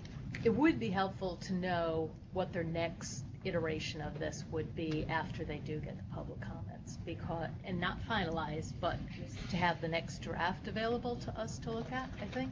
Yeah, I don't think they'll do that. I mean, that's not for me to say. I'm not them, but I think their goal is West to, End. Right. yeah. They intend to skip an next draft. Yeah, and just go out with the. I'm pretty sure there's going to be a standard that pops out from this, which is why. Right, so the motion is very straightforward and simple, that the Commission on Forensic Science of the State of New York requests your presence face-to-face, personally, in New York City before a special meeting of the Commission to answer questions and hear comments from our Commission regarding the new standards that you are proposing, or the changes.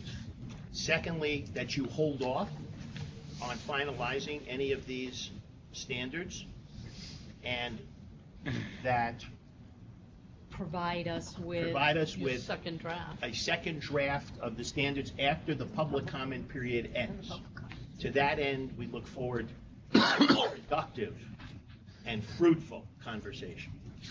Is there a second to that? Can I just make a? Sure. and A you- friendly don't- amendment? Yeah, friendly amendment. Don't we also want a summary or access to other public comments? Add that in. Add that in. I'm sorry, what are we adding? That we want access to or a summary of other public comments from other groups. Absolutely. Be interesting to see what the rest of the country thinks of this. Do we have a second? Second. Any discussion? All in favor? Anyone opposed? The Any minutes will abstention? reflect that I made that motion and passed. I was gonna comment, Marvin, that not only did it pass. Can I make a motion? And there was no automatic. I just wanted to check this hallmark. Happy holidays. Change yourself, Mark. Scott, did you have something else? No, I'm sorry. No. All right. I appreciate everyone's attention on this issue. I think as a few people have pointed out, it is a very important issue and goes right to the heart of our work. Is there anything else that you wanted to add, Brian, with regard to ABFT? No, and the last thing regarding accreditation is just something that's a carryover from 2 previous meetings about recording disclosures. When in fact A&AB merged, joined, conjoined, however you want to say it, with ASCLD Lab, they had changed one of their standards, which is previously when a disclosure from a lab was reported, there'd be follow-up and they would tell you when it was closed. In April of last year, they ceased doing that. So what happened is our office, in order to make sure we could keep track of things and make sure the commission members were aware, if you look on page 363 of your binder, is an email that I've sent to all the lab directors and the QA managers in the state.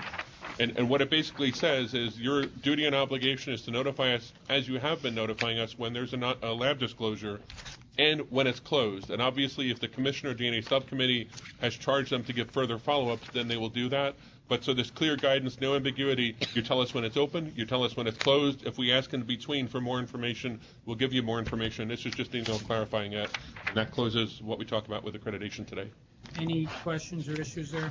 All right, the next issue we have is the issue I indicated in the beginning of the meeting had been added to the agenda, and it relates to the issue of familial DNA searching, specifically the letter that I received 2 days ago from District Attorney Brown. Which, by the way, is covered in today's Daily News with a direct reference to this commission.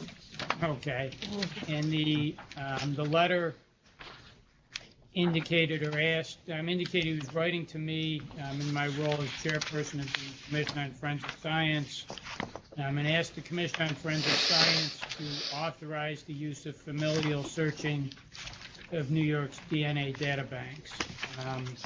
Obviously, there's much more to the letter And he does tie that request, although it's a general request, he gives a specific example of a case that he cites in support of the request. Some of my thoughts on this are, this is not the first time that this issue has been raised. There's been some discussion at commission meetings indirectly. There's never been a vote. It's been raised, outside of the realm of commission meetings. I know the DNA subcommittee members, one in particular, reached out to indicate he felt this was a topic, whose time had come to at least be addressed. So given that, given the specific request from D.A. Brown, and I think given this importance of this issue, we've talked about the need to make sure that, as a commission, we're allowing or permitting forensic science to operate in a way, that's reliable, that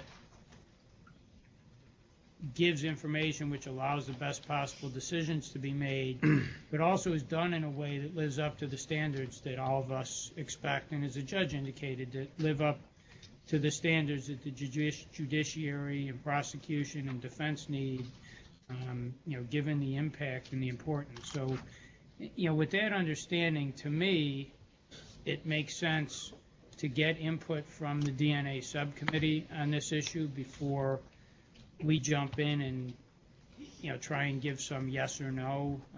I think there's a lot, I don't see it as a simple yes or no. Clearly there is a yes or no threshold somewhere in here, but, how is it to be done?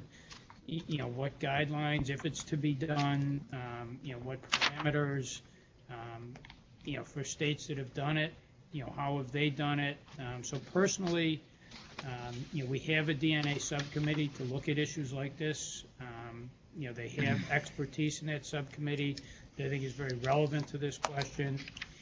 So personally, I would like to hear from the DNA subcommittee before we as a commission, weigh in or try and make some determination here. But certainly I'd open the floor up to other comments.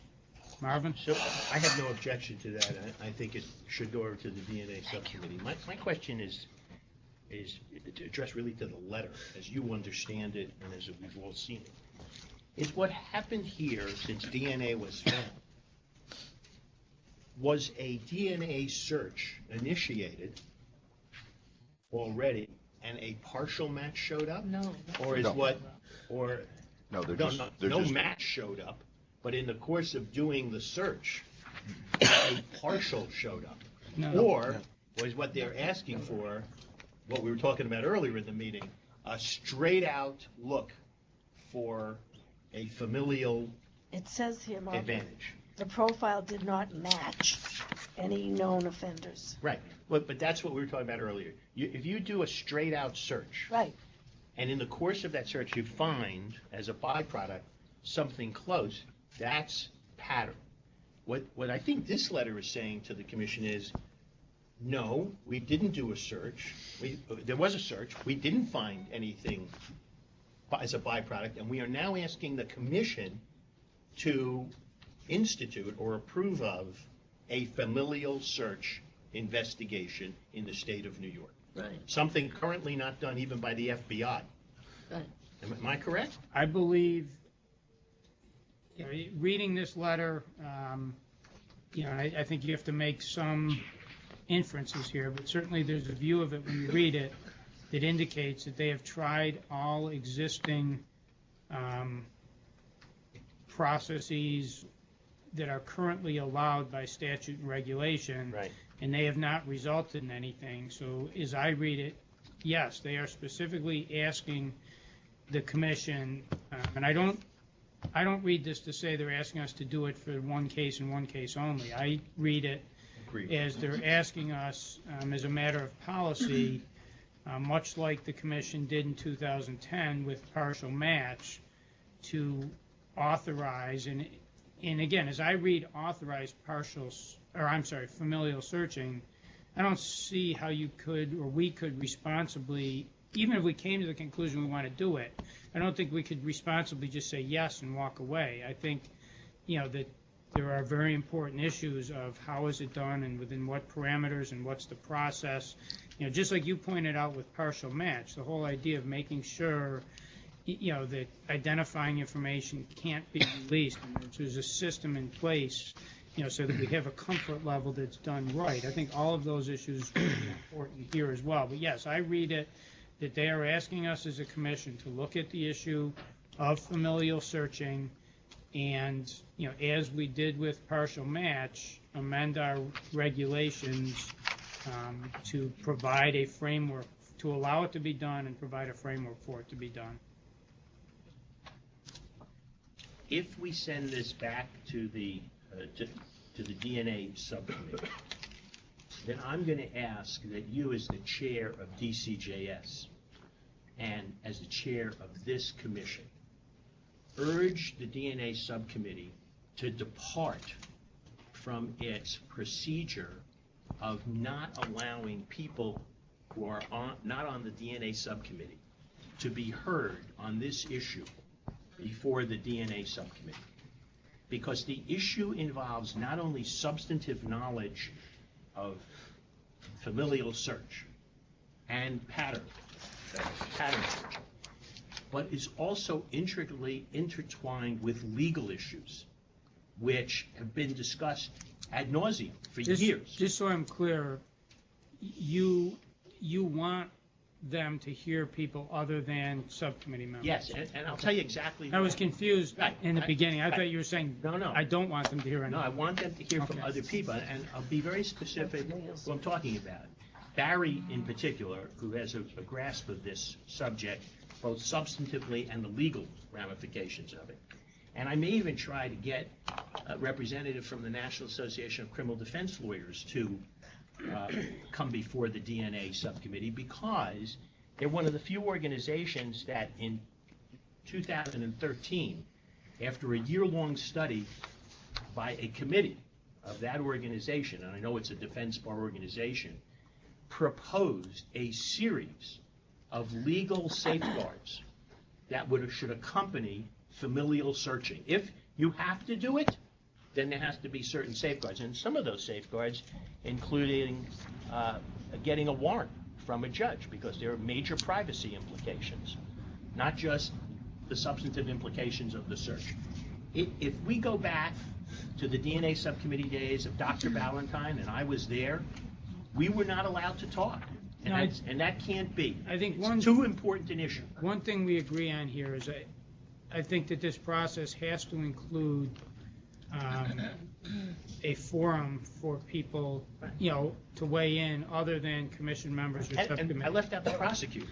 They should. No, I think that it's such an important issue that we need to have a process that provides for that.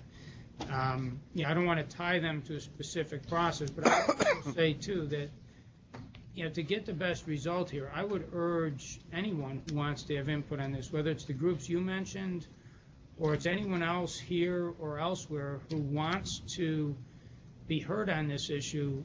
I think it's much more effective to submit something in writing as a starting point so people can review it ahead of time, take a look at it, but to, as opposed to having no preparation, nothing to look at, and showing up at a meeting, and making verbal arguments. So if there are people out there, who have an interest in this on either side or feel there's important information that needs to be considered, I would urge them not to wait, but to submit that to the commission now, for commission members to review and subcommittee members to review.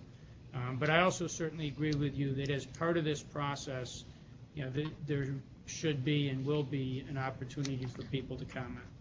One comment I would just like to make, though, is I'm not sure the DNA subcommittee is the venue for that on the policy parts.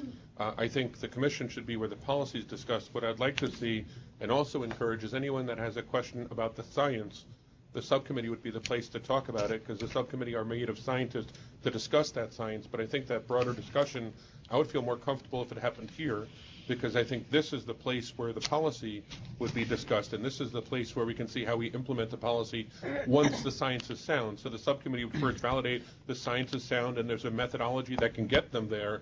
And again, I'm not sure if you agree with this. In my comments, I was not indicating where every issue relevant to this, where that forum would be. I think Marvin raises important points. You raise important points. There are clearly things that would be appropriate to be aired in front of the DNA subcommittee. There's clearly things that would be appropriate to be aired in front of the commission. My comment was just in general.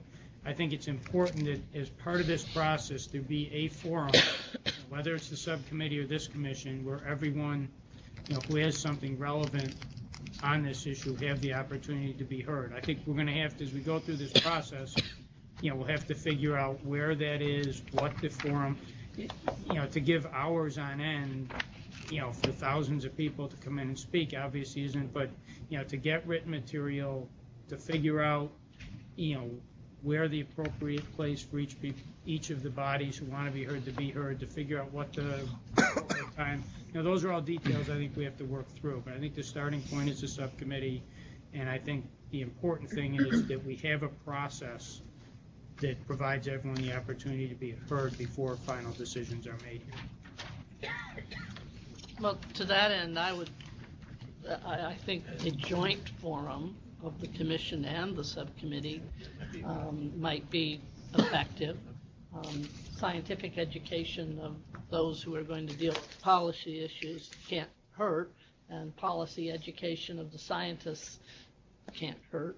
I do think in setting up that forum, you invite those who are interested, and the invitation is dependent on their submitting written comments prior to a deadline provided, and those written comments are provided, and they then come and either answer questions or give a short introduction, and it's a very organized, even publicly available forum. So it's not in this room, it'd have to be in a bigger. I would also just request that they be specific about what databases they want to search, because I think it's one thing if you're searching a CODIS database, it's another thing if you're searching a missing persons database where a relative is provided. And I guess state database. State or local. Right. Yeah, rather than go back to, when you say they. I'm assuming the subcommittee. Okay, all right. I didn't know if you were referring to the Queen's DA's office. Oh, no, yeah, I see those as things we ought to be looking at. Yeah, and it, that kind of went to my earlier comment. There is a yes/no threshold somewhere in here, but there's so much more to it than just a yes/no. And you, I think, raised one of those issues. And there's many others as well. I think your suggestion is an interesting one. Obviously, I haven't had time to think it through, but there is some value in that. And if people are all right with it, what I'd like to do is, give us the opportunity to look at the logistics on that and see if we can put something together. And if we can, would everyone be amenable to doing something before our next meeting? Some type, if we can put that process together of a joint meeting. It may be hard to get people to submit thoughtful written comments in less than the 3 months before the next meeting, but why not try? Yeah. I was just going to say, I concur with you that no one should come in without something in writing first, because you can, once you open things up to the public, particularly in New York City, you're inviting, a lot of fringe people. Yeah. So it's. I mean, it's a forum by invitation, and the invitation is dependent on submission of written something relevant. I was just going to say, for me, the important thing with the written, we want to make sure that it's relevant. Right. I don't want to be wasting people's time, and I do want to give people who have something relevant to say the opportunity to do it. So I think that the best way to screen that and make those determinations is to get written submissions at a time. Definitely want to Mike, avoid the fringe accreditation. Absolutely. Could I just, I think the only people on the commission that discussed this previously were Ann and myself. And just, if I could. Well, and Ann was on the Forensic Science Commission. If I speak DNA committee. If I speak too long, Mikey, hit the gavel. But historically, Have you this ever came up done that, Bill? about 2010, and it was a motion that I made for New York State to adopt familial searching. And the chairperson at the time, in her wisdom, said, no, we're going to go to partial match, which is what we discussed earlier. And as Kathy Corrado explained it to me, the difference between familial searching is getting the best equipment, throwing out a lure with bait on it, and identifying a suspect accurately, as opposed to partial match, which is rowing your boat and hoping a fish, jumps in and you take it home for dinner. So the motion back then was to get this hybrid system, which we have now, partial match.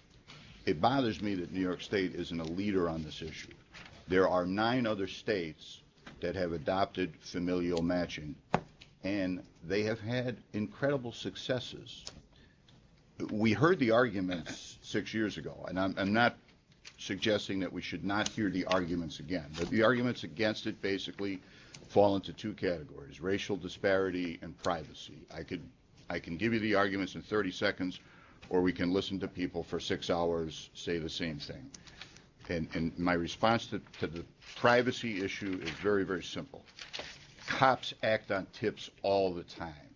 If I get a tip from some crackhead in jail that Joey Buttafuoco, his brother, did the job, I'm going to investigate that. And I'm going to intrude legally on the privacy of the Buttafuoco family. And that's just what law enforcement does. I would much rather intrude on their privacy based on a specific, solid scientific fact, namely that this guy in jail is blood relative of the person that committed this particular rape. And in terms of the racial disparity, that's a self-fulfilling prophecy, and I'm not sure it's accurate that there are actually more African Americans in CODIS than non-African Americans, but then just don't use CODIS if that's the criteria that you use. So, as I understand your motion, Mr. Chairman, it is to send this to the DNA subcommittee. I support that. I would simply ask that the DNA subcommittee do what they're designed to do, not hold a public forum on the issue, that's for another day, but to give us a scientific analysis of familial searching, its benefits, anything else like that. And in terms of, and 2 more things before I finish. Number 1 is, can you do it legislatively? Barry Scheck and I worked very diligently on a statute that 5 years ago, would have authorized familial searching in New York with stringent guidelines, such as suggested by Marvin, namely that it would be an avenue of last resort and that you would require a court order before you were allowed to actually get the results that a blood relative of the suspect may be in state prison. That went absolutely nowhere, despite my assemblyman, and I'll name him, Bill Magnarelli, who very, very vigorously supported the legislation. It went absolutely nowhere in the state legislature. So insanity is, thinking you're going to get a different result. So I don't think I'm not going to waste my time doing it legislatively. I think this commission has the ability to do it. And the second thing I'd ask, Mr. Chairman, is in anticipation of this, that the state police do a budgetary analysis, how much this is going to cost, and how long is it going to take them to get, I believe it's an algorithm that has to be employed, how long is it going to take them to implement that, should this commission decide that it should be part of the process in the state of New York?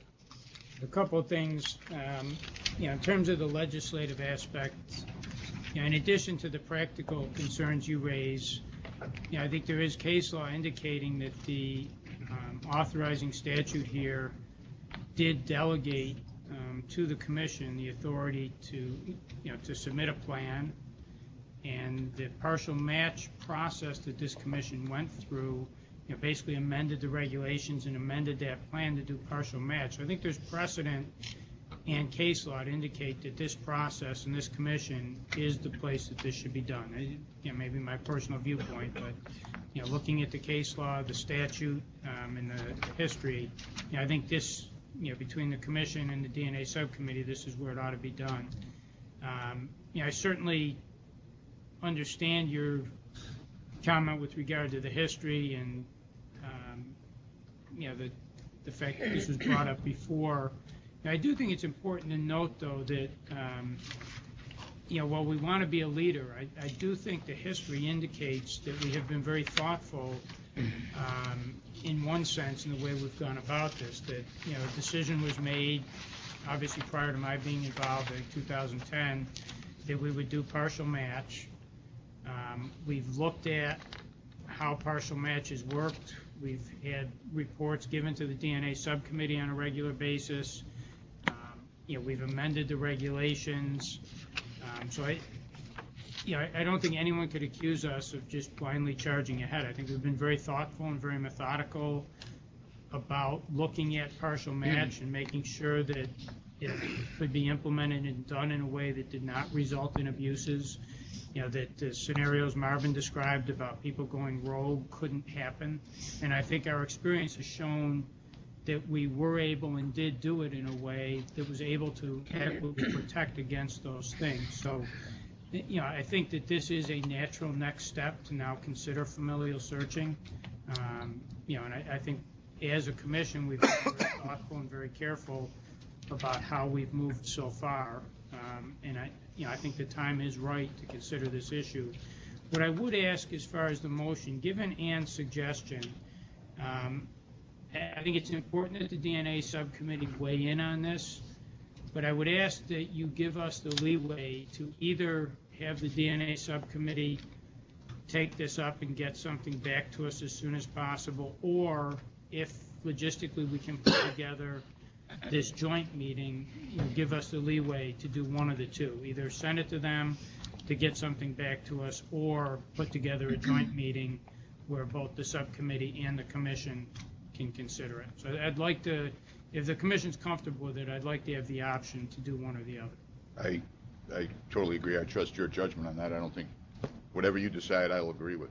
I have no problem with that either, so long as you urge the DNA subcommittee chair to permit people, even those who have submitted something in writing, to argue some of the issues that are intertwined, the legal issues that are intertwined with the substantive issues. It's not as black and white. Well, that's why I really like Ann's suggestion, right, rather than doing this twice, because those same people are going to want to appear before the commission. Correct. And so I really would like to come up with a procedure that avoids having to do this twice. So if you can just give me the leeway, to try and put something together. And again, I would just repeat, I would strongly urge anyone who wants to be heard on this issue, to start putting something together in writing, and feel free to submit at any time. You don't have to wait for a date. You don't have to wait for anything else. If there are interested parties out there who want to weigh in on the issue of familial searching in New York, and whether it should be done, and if so, under what conditions, and what concerns are relevant, start putting that together now and submit it to the commission as soon as possible. So with that, can I have a motion, I'll make a motion that we refer this to the DNA subcommittee with the understanding that we will either ask the DNA subcommittee to evaluate this and get us back recommendations as soon as possible at a meeting of the subcommittee, or that it will be done at a joint meeting in connection with the full commission. Second. Do I have a second? Second. All right. Any discussion? All in favor? Aye. Any opposed? Any abstention? All right, thank you. All right, I believe the next thing we have on the agenda is laboratory disclosures. Brian, do you want to take those, please? Sure. Caught up here with there's going to be a little bit of a mismatch of things that have come from previous meetings as well, because we didn't get the lab disclosures at the June meeting due to the mandatory ethics training, and the September meeting was put off because of the quorum. So if we look through this, some of these things have been around for a little bit of time. So we have Erie County Central Police Services. They're available by telephone, the resolution of their firearms issue. So if we'll start with that, if anyone has any questions about that. I have some. Shelley, would you be able to reach out to John?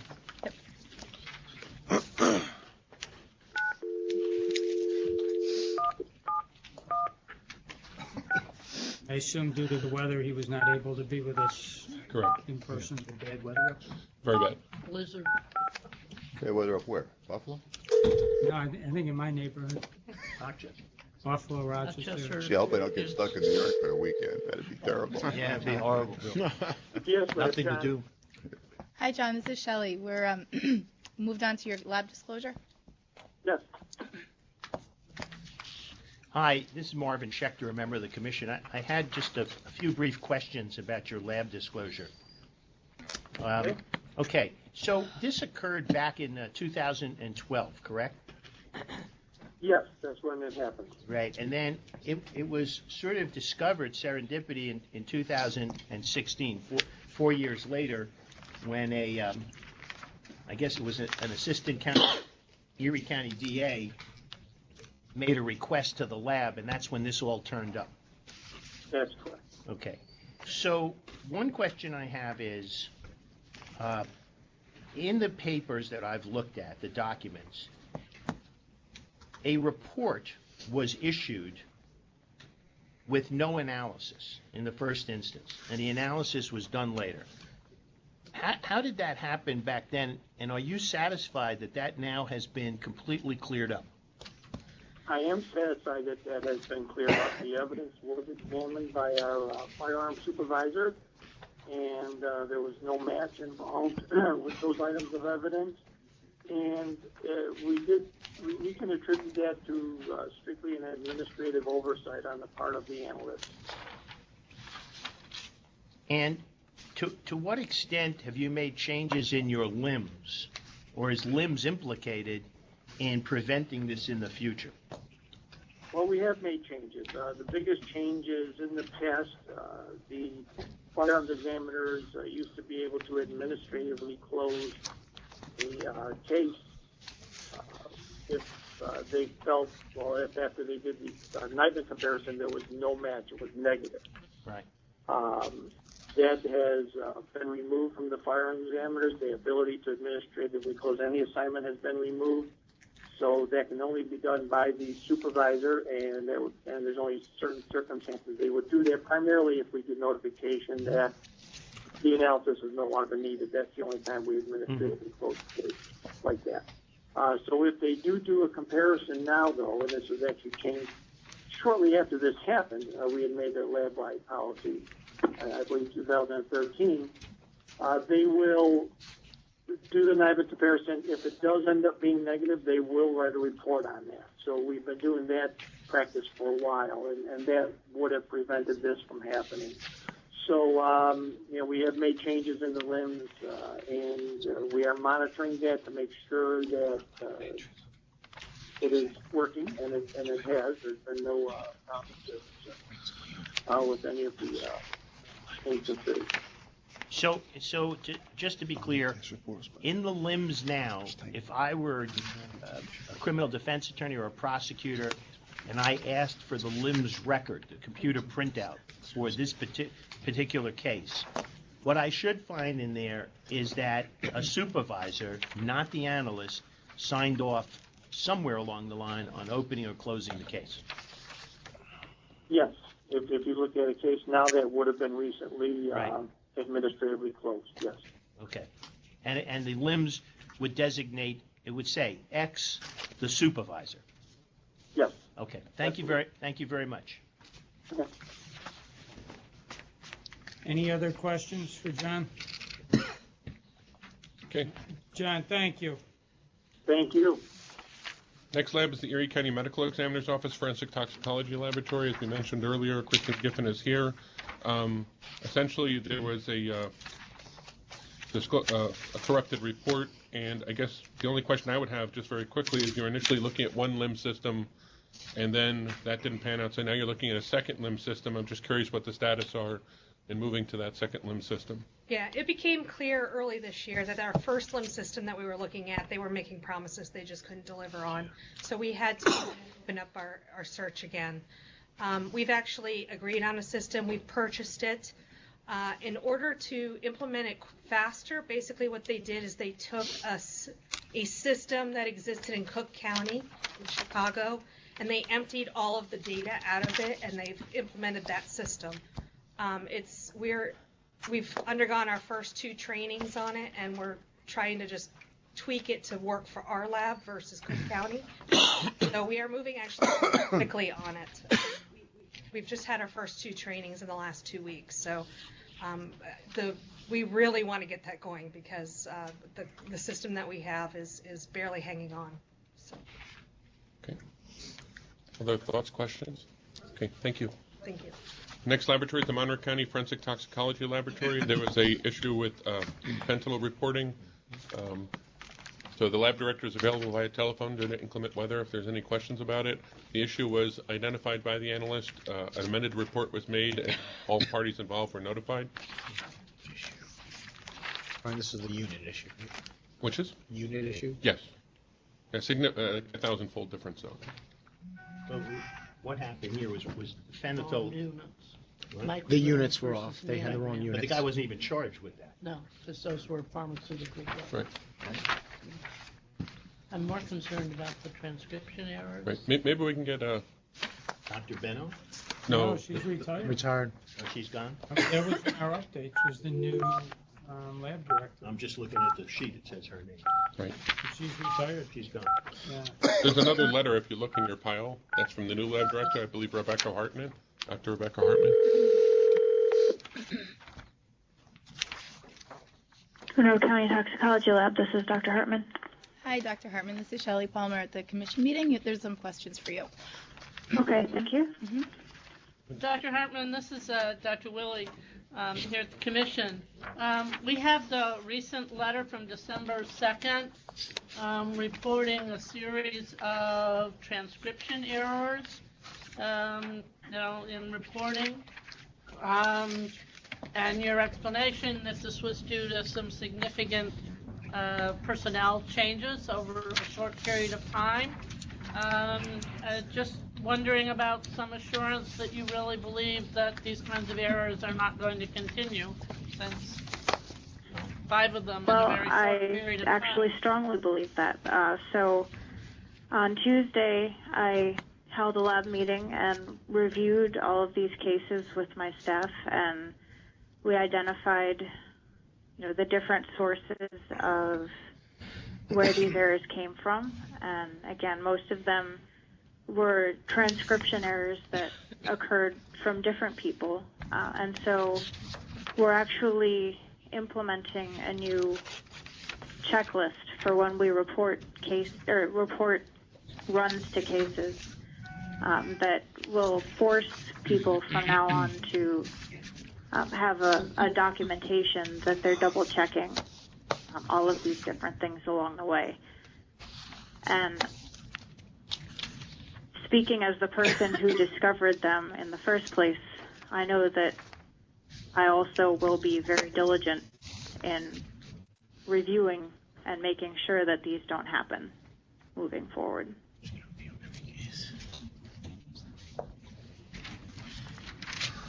And these are all relative, you uncovered them having come into a new position, is that correct? Yes.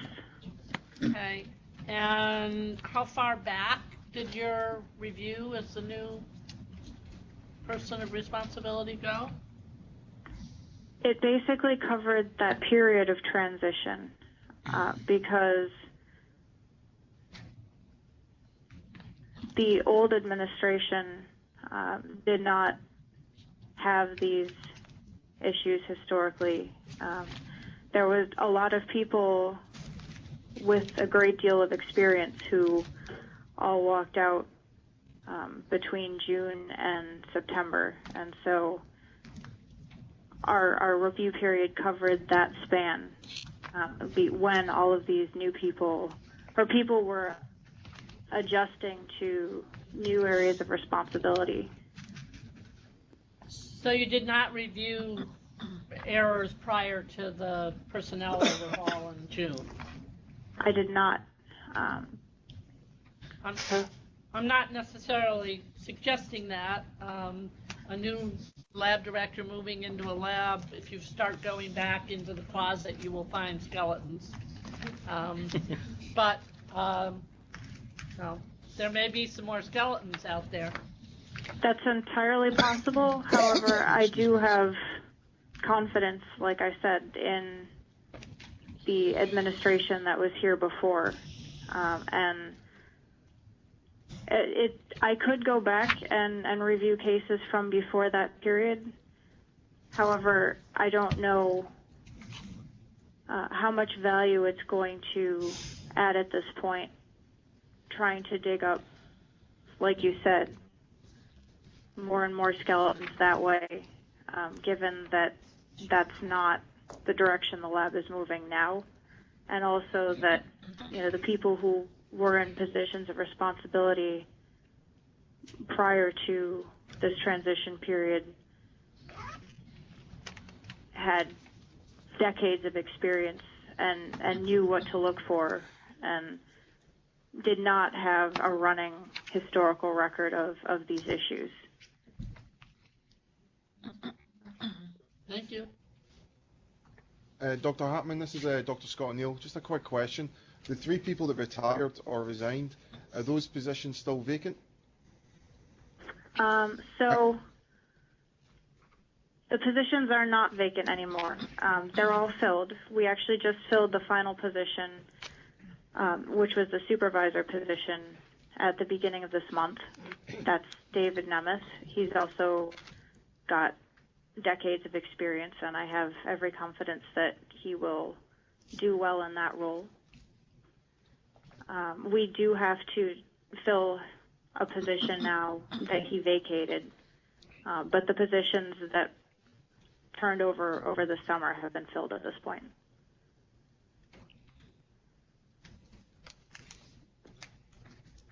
All right, any other questions?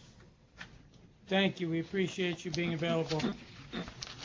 Thank you. Can I just make a quick point? Just for commission members, because as a lab director, you know, when people decide to retire, resign, move on their career, you've invested time, effort, and money in those individuals, and when they walk out the door, sometimes you can plan ahead, but if your staffing model only allows a certain amount, it can have a really detrimental effect upon the operation. So it's one of those things, even when you staff your laboratory, you really should be staffing for the possibility that they all leave and go and join Nassau County, like half my lab did. Only good people. They're all good. You just don't know how good people we have. Good for what we're not. Except for one. No, I think that's a good point. Thank you. Ironically, the next laboratory is Nassau County. Thank you, Dr. Hartman, if she's still on the phone, and if not, we can terminate that. And the good people of Nassau County can talk about some lab disclosures that they have. There are 2 older ones, or actually 1 older one, I believe, about alternate light source stuff. It's been before the DNA subcommittee and commission on many times. There's also a more recent one about gene mapper with Y chromosomal analysis where the normalization function was set on. So I don't know, Pat, if you wanted to just give a quick update on that. Or... In terms of the alternate light source issue, that's been closed out for a while. So I don't know if anybody wants more information. The newer one is the normalization issue. So essentially, ABI gives you an option of purchasing. You purchase multiple instruments, you have the option of using a normalization function that if you have one instrument that has a extremely high sensitivity and one low, it kind of brings them to a normalized level. We didn't know we had it selected, so we went ahead, and I believe it was a few months of analyzing cases, and then it came to our attention that it occurred. So we went back and reanalyzed all those cases. If we needed to put out reports because there were changes in any of the deductions, then we did that. But I believe ABI has fixed that for us. We no longer have that ability to accidentally select that normalization function. So there were 20 cases, right, in the gene mapper problem? YSTR cases. Right, and 10 of them were amended. Correct. And they were amended because the results that you got without normalization were wrong? Well, what happens is if you lower the sensitivity of something, a peak is going to drop out. If you remove normalization, it's back in. And again, it's to address the differences in sensitivity between instrumentation. So, yeah, some peaks popped in, some peaks left. So that affects the final conclusion. Well, I'm going to ask Karen to discuss if it affected any conclusions in terms of whether somebody was included or excluded, Right, which I don't believe That's what I'm after. was the case. Hello again. Yes, so you're correct. There were 10 cases where amended reports were issued. The results vary. If you read in here about the normalization, it uses the size standard, and there are calculations, and sometimes the peak heights might be a little higher, and sometimes the peak heights might be a little lower. So peaks may have come just above threshold that were not in before, or just below threshold. So let me just stop you for a sec. So let's say the peaks come in higher. How does that affect the conclusion? So for your DNA profile, let's say if it was a mixture, you might have 1 or 2 or 3 more alleles that are called that would be in your results table. The conclusion might change based upon how you evaluate the number of contributors for your mixture. So let's say we had a location where previously we had 4 alleles, and that would indicate a minimum of 2 contributors. Now, if there were 5 alleles there, the conclusion would change to a minimum of 3 contributors. So significant difference. 2 to 3. 2 to 3, yes. When you looked at these 10 cases, I don't have them all in front of me, but the majority of them were mixtures that we were not able to do a comparison anyway because they were complex mixtures. When we use YSTR analysis, it's usually as a last result because the autosomal profile was a bad mixture, and maybe by using the Y analysis, if there was a female component in there, maybe we'll be able to resolve that mixture, or we weren't, able to get a male profile. If the peak is lower, it drops out. Correct. How does that affect the conclusion? If in a similar way, Similar you'd way. you'd have less alleles. And therefore, fewer people in the mixture. Possibly fewer people. Possibly, if it was a single source profile, it could change the statistic. Right. So, pretty significant because if you're a defense attorney or even a prosecutor preparing a case, right, it may mean the difference in the courtroom to the jury if the defense attorney is arguing there were other people involved. Right? Or the prosecutor is saying there weren't any other people involved because this mixture shows X, not knowing that the normalization hadn't been in there. Correct. So here's my question. How did this happen? That the normalization wasn't... I heard Pat say that we did this for several months and we didn't realize we had not selected it? Had selected it. Right, so how does that happen? Just a mistake? I don't know whether it was during validation of YSTRs, validating YSTRs in the process, and possibly in a validation setting it was selected, but I don't think we can ever... We do actually know exactly when it happened. When you look in the documentation, there was a reinstallation of our software. We had a validation that was completed, and then in between when that validation was completed, and we went online with our new 3500 instrumentation, there had to be a reinstallation of the software. That's right. And for autosomal, you have this option for both autosomal analysis and YSTR analysis. The autosomal analysis was not checked, but it was checked for the YSTR analysis, and it didn't get picked up. Did any of the cases result in arrests? The DA's office was notified. I would have to go back and look, but they were notified So it did result of... in arrest. The prosecutor, assumedly the defense lawyer, had been made aware of the error. Yeah, We put, if you look at the documentation, we put a memo in the case file that clearly indicates that there would be an amended report. That amended report specifically states what the issue was and where the changes were made. Well, in this to point instance, that you out. did notify the DA, Yes. not the defense. Well, You we, just rely on the DA to do that. we don't know what the progression of these cases was. are, the 10 of them. Right. And you wouldn't necessarily, as current standards go and procedures in your lab, you wouldn't try to find out the progression of those cases, right? We release the results to both the police department and the DA's DA. office, And and then it both moves they from do. there. If we had a particular case that was going to trial, it's very transparent. I hate to put someone from the DA's office on the spot, but we do have someone from the DA's office here if you want to speak to him in terms of what their process is when they receive these amended reports. I don't know if they'll talk to me. I talk to you. I don't know, you say you hate to put them on the spot, but you seem to throw them under the bus. Yeah, that wasn't a spot, that was a Yeah, I train. definitely want to talk to them. Where are they? Yeah. So you know, I guess you got to go on the record if I'm talking to somebody? Sure, just to identify yourself if you would, please. And if you could approach the table, because the mics are at the table. And thank Pat for his service. Just, you have to keep it somewhat limited so we can get the rest of the items. I don't get a chance to question DAs like this. So That's why I didn't say you couldn't do it. I said, please keep it a little limited. Well taken. It's Jed Painter, I'm an assistant DA in Nassau County. I'm counsel for the DA.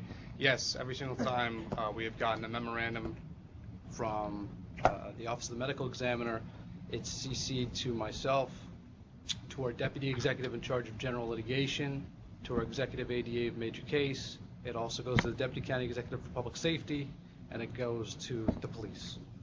And whenever we get an amended report, both the amended report and the original report are disclosed along with the memo. To the defense counsel? Yes.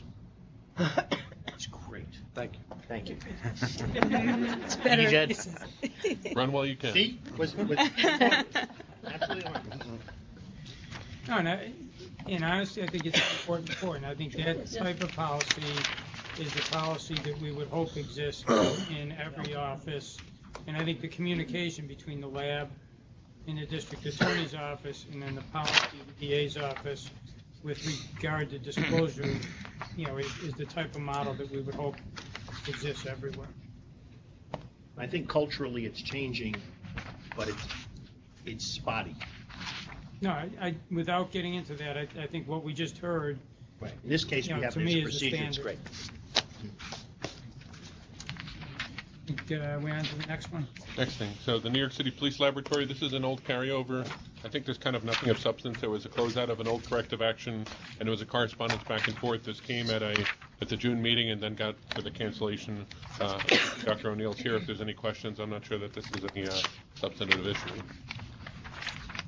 Okay, hearing none, the New York City Office of Chief Medical Examiner Forensic Biology Laboratory, what they have is a sample mix-up that was going in their DNA hits program. We have representatives of the lab here. Documentation's within your binder if you have any questions. I had just a brief question. Okay. Hello.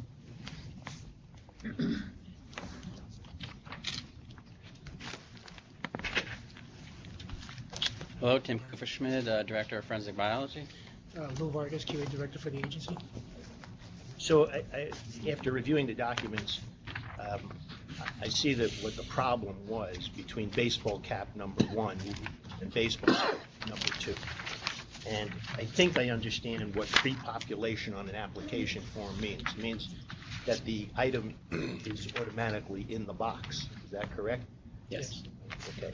So how is that now changed in this situation? What I didn't understand what the corrective action ended up Sure. being. Well, it's not changed yet. This program is owned by the Mayor's Office of Criminal Justice, and it's housed at the IT department called Do It in the city of New York. So actually just yesterday I was in several conversations, and we're trying to get that ball rolling to get it fixed. There's a process. We have to fill out paperwork and so on and so forth. But we're working to eliminate that pre-population of the number and actually, at Lou's suggestion, have a double entry. So you enter the number, you go to a different screen, you enter the number again, the computer checks, make sure the numbers are the same. just like when you change your password. Right. But in this particular instance, you had a second problem, which was there was one digit difference. It was only Cap one and digit blackout. between a Right. 16-digit alphanumeric number. Right. Yeah. Not that I would have picked up on that, but I guess now that it's come to light. So in the future, when we have similar items, and that happens a lot in police investigations, you find 3 scarves, three hats. Would it be better to use different numbers entirely, or that's too much of a problem? Yeah, It's too confusing. We're not going to change our numbering system because things in the laboratory are barcoded, so we can keep track of the numbers. But on the back end, you saw that we are changing some of our review procedures, adding reviews. I just want to add what Tim was saying. We're not changing the numbering system, but the laboratory has issued revisions to their procedures. We provided guidelines to the staff to actually make those descriptions a little more unique, so it's not just going to be a cap 1, cap 2, maybe blue cap versus black cap. Right. So that should differentiate those specimen IDs a little bit more. Now, in this case, a gentleman was arrested based upon the error. Correct. Do we know how long he was in jail before the police? It was actually the police, NYPD, who figured out something was wrong, or maybe it was the North Carolina police. No, NYPD. It was NYPD. Give the guy Marvin's card, okay? We'll call him. Yes. Do you remember how many days? Or any close familial relatives. He was in, I don't know exactly, he was in jail for a number of days, less than a week. Less than a week. Yeah. Okay. I think it was 4 or 5 days. All right. And you're satisfied the changes you've made, or you're trying to make, will eliminate this problem? Thank you. Okay. Next laboratory is the New York State Police Laboratory. There's 3 old non-conforming events that they're closing out. They're up at Albany, but before we drag Ray over from the door, I'm not sure if there's any need to ask questions on them. These things have appeared before both the subcommittee and commission on several times, and these are just closeouts. So I don't know if there's any questions. This is the New York State Police Forensic Yes. Investigation Center? Correct. So there's 3 separate issues they had, one of which is an old one about a CODIS issue, then drug weight units where there's a grams versus milligrams, and a toxicology contamination. And this is just a closeout of all 3 of those. Let me just ask, has there been a prior discussion here at the commission of the toxicology contamination problem? There has, but we can get them back if you'd like. No, I don't want to rehash it. As long as the commission members understand what happened and it's been corrected to the satisfaction of the commission. But again, feel free to... No, that's okay. I don't want to take up the time. I missed the meeting, so I understand. Now, if you want, Ray is there. If you want to hear about... No, my only concern was, we're at the stage now, at least for me, 6 years later, when you see machines not being watched or closely. I thought we were way beyond that. I know that's a sensitive area, but it's a machine. You got to clean it. My coffee grinder broke yesterday. And it's because I didn't clean the gadget with a special brush. I understand it. But unfortunately, the only one who suffered there was me this morning. Calibration of these machines, as was referred to earlier under the 170-25 standards, requires this calibration to be done almost as a matter of routine. So if you're satisfied it was done, then that's fine. No, my recollection is from our last meeting, they did assure us that they... Okay. Next laboratory? Yes. Yeah. Next laboratory is the Suffolk County Crime Laboratory. There's 2 issues, one with crime scene and one with the contamination on an amp tray. Members of the laboratory are here if there's any questions. Okay.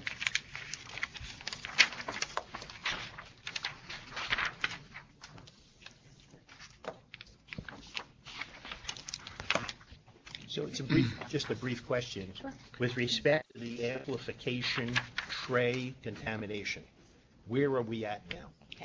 This is Connie Dinkel, the quality manager of the crime lab. We actually just completed the monitoring phase. It was signed off yesterday. Okay. So my question is timely. And what did you find? We found that the new procedure of just submerging the amplification plates in bleach was actually not sufficient. We submerged them for 5 minutes, left them overnight. to dry completely, and then we re-swabbed them and reran a full DNA analysis, and we were still finding traces of contamination.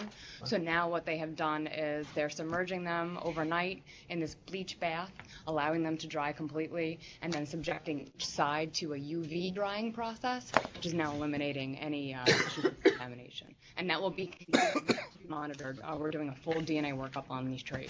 Is this unusual, this finding, that your prior procedure was not adequate? I'd imagine that this would be unusual, yeah. Yeah. Do you think other labs in the state are doing the same prior procedure as you? No way to know. I can't speak of other labs, yeah, I don't know. What is it? What does the NYPD do with respect to this an amplification? He does the DNA. They pointed someone else. Yeah, we just point someone else. So you threw the DA under the bus. No, I didn't. We look alike, that's why, we look alike. Misconstrued. You're throwing these guys under. So what does the OCME do with this? Just some clarification. Are you reusing your DNA amplification plates? Or are you Yes. talking about the... We're reusing our plates. We throw our plates away. Yeah. Ah, That's really good. there's the answer, right? So it's a question of Probably money. Money, yes. Ah, Yeah. okay. We actually did some research to find out if it would be more cost effective, and it wasn't in our case. I got I hear you. I didn't hear what you said. I'm sorry, we did research to determine if it would be cost effective to purchase disposable plates Lot more versus plates. cleaning them, and it wasn't for us. So there's the answer. Yeah. Okay. Thank you very much. Okay. Next laboratory is the Westchester Department of Public Safety. There's some missing evidence. This is also something that's been discussed at previous meetings. I believe representatives are up in Albany if necessary. Is there any questions? All right. Not? No. We're on to executive. I believe that ends our disclosure. The next issue or set of issues we have are for executive session. So at this point, do I have a motion to go into executive session to discuss matters relating to a current investigation or matters that may lead to appointment, promotion, demotion, discipline, or suspension of a particular person? All right, I have a motion. Do I have a second? All in favor? Any opposed? All right, then we will go into executive session, so I would ask that anyone who is not a commission member, Office of Forensic Service staff, leave the room for executive session. And yes, we will take a 5-minute break as well. I don't think Gina reviewed it. I like the changes, so if you can take it, then it should be good. On, right? Let me just, I think we're getting our camera up and running here. Okay. I think we have a few people coming in the room too. We're back? We're back on here in Albany. Okay, and are we recording as well? All right, so we are back in session. I'll just note that no action was taken in executive session. Our next meeting, I should say our next scheduled meeting of the full commission is March 8th of 2017 in Albany with a video conference site in New York. Obviously, given our actions, there's a possibility there'll be a meeting in between to keep people updated.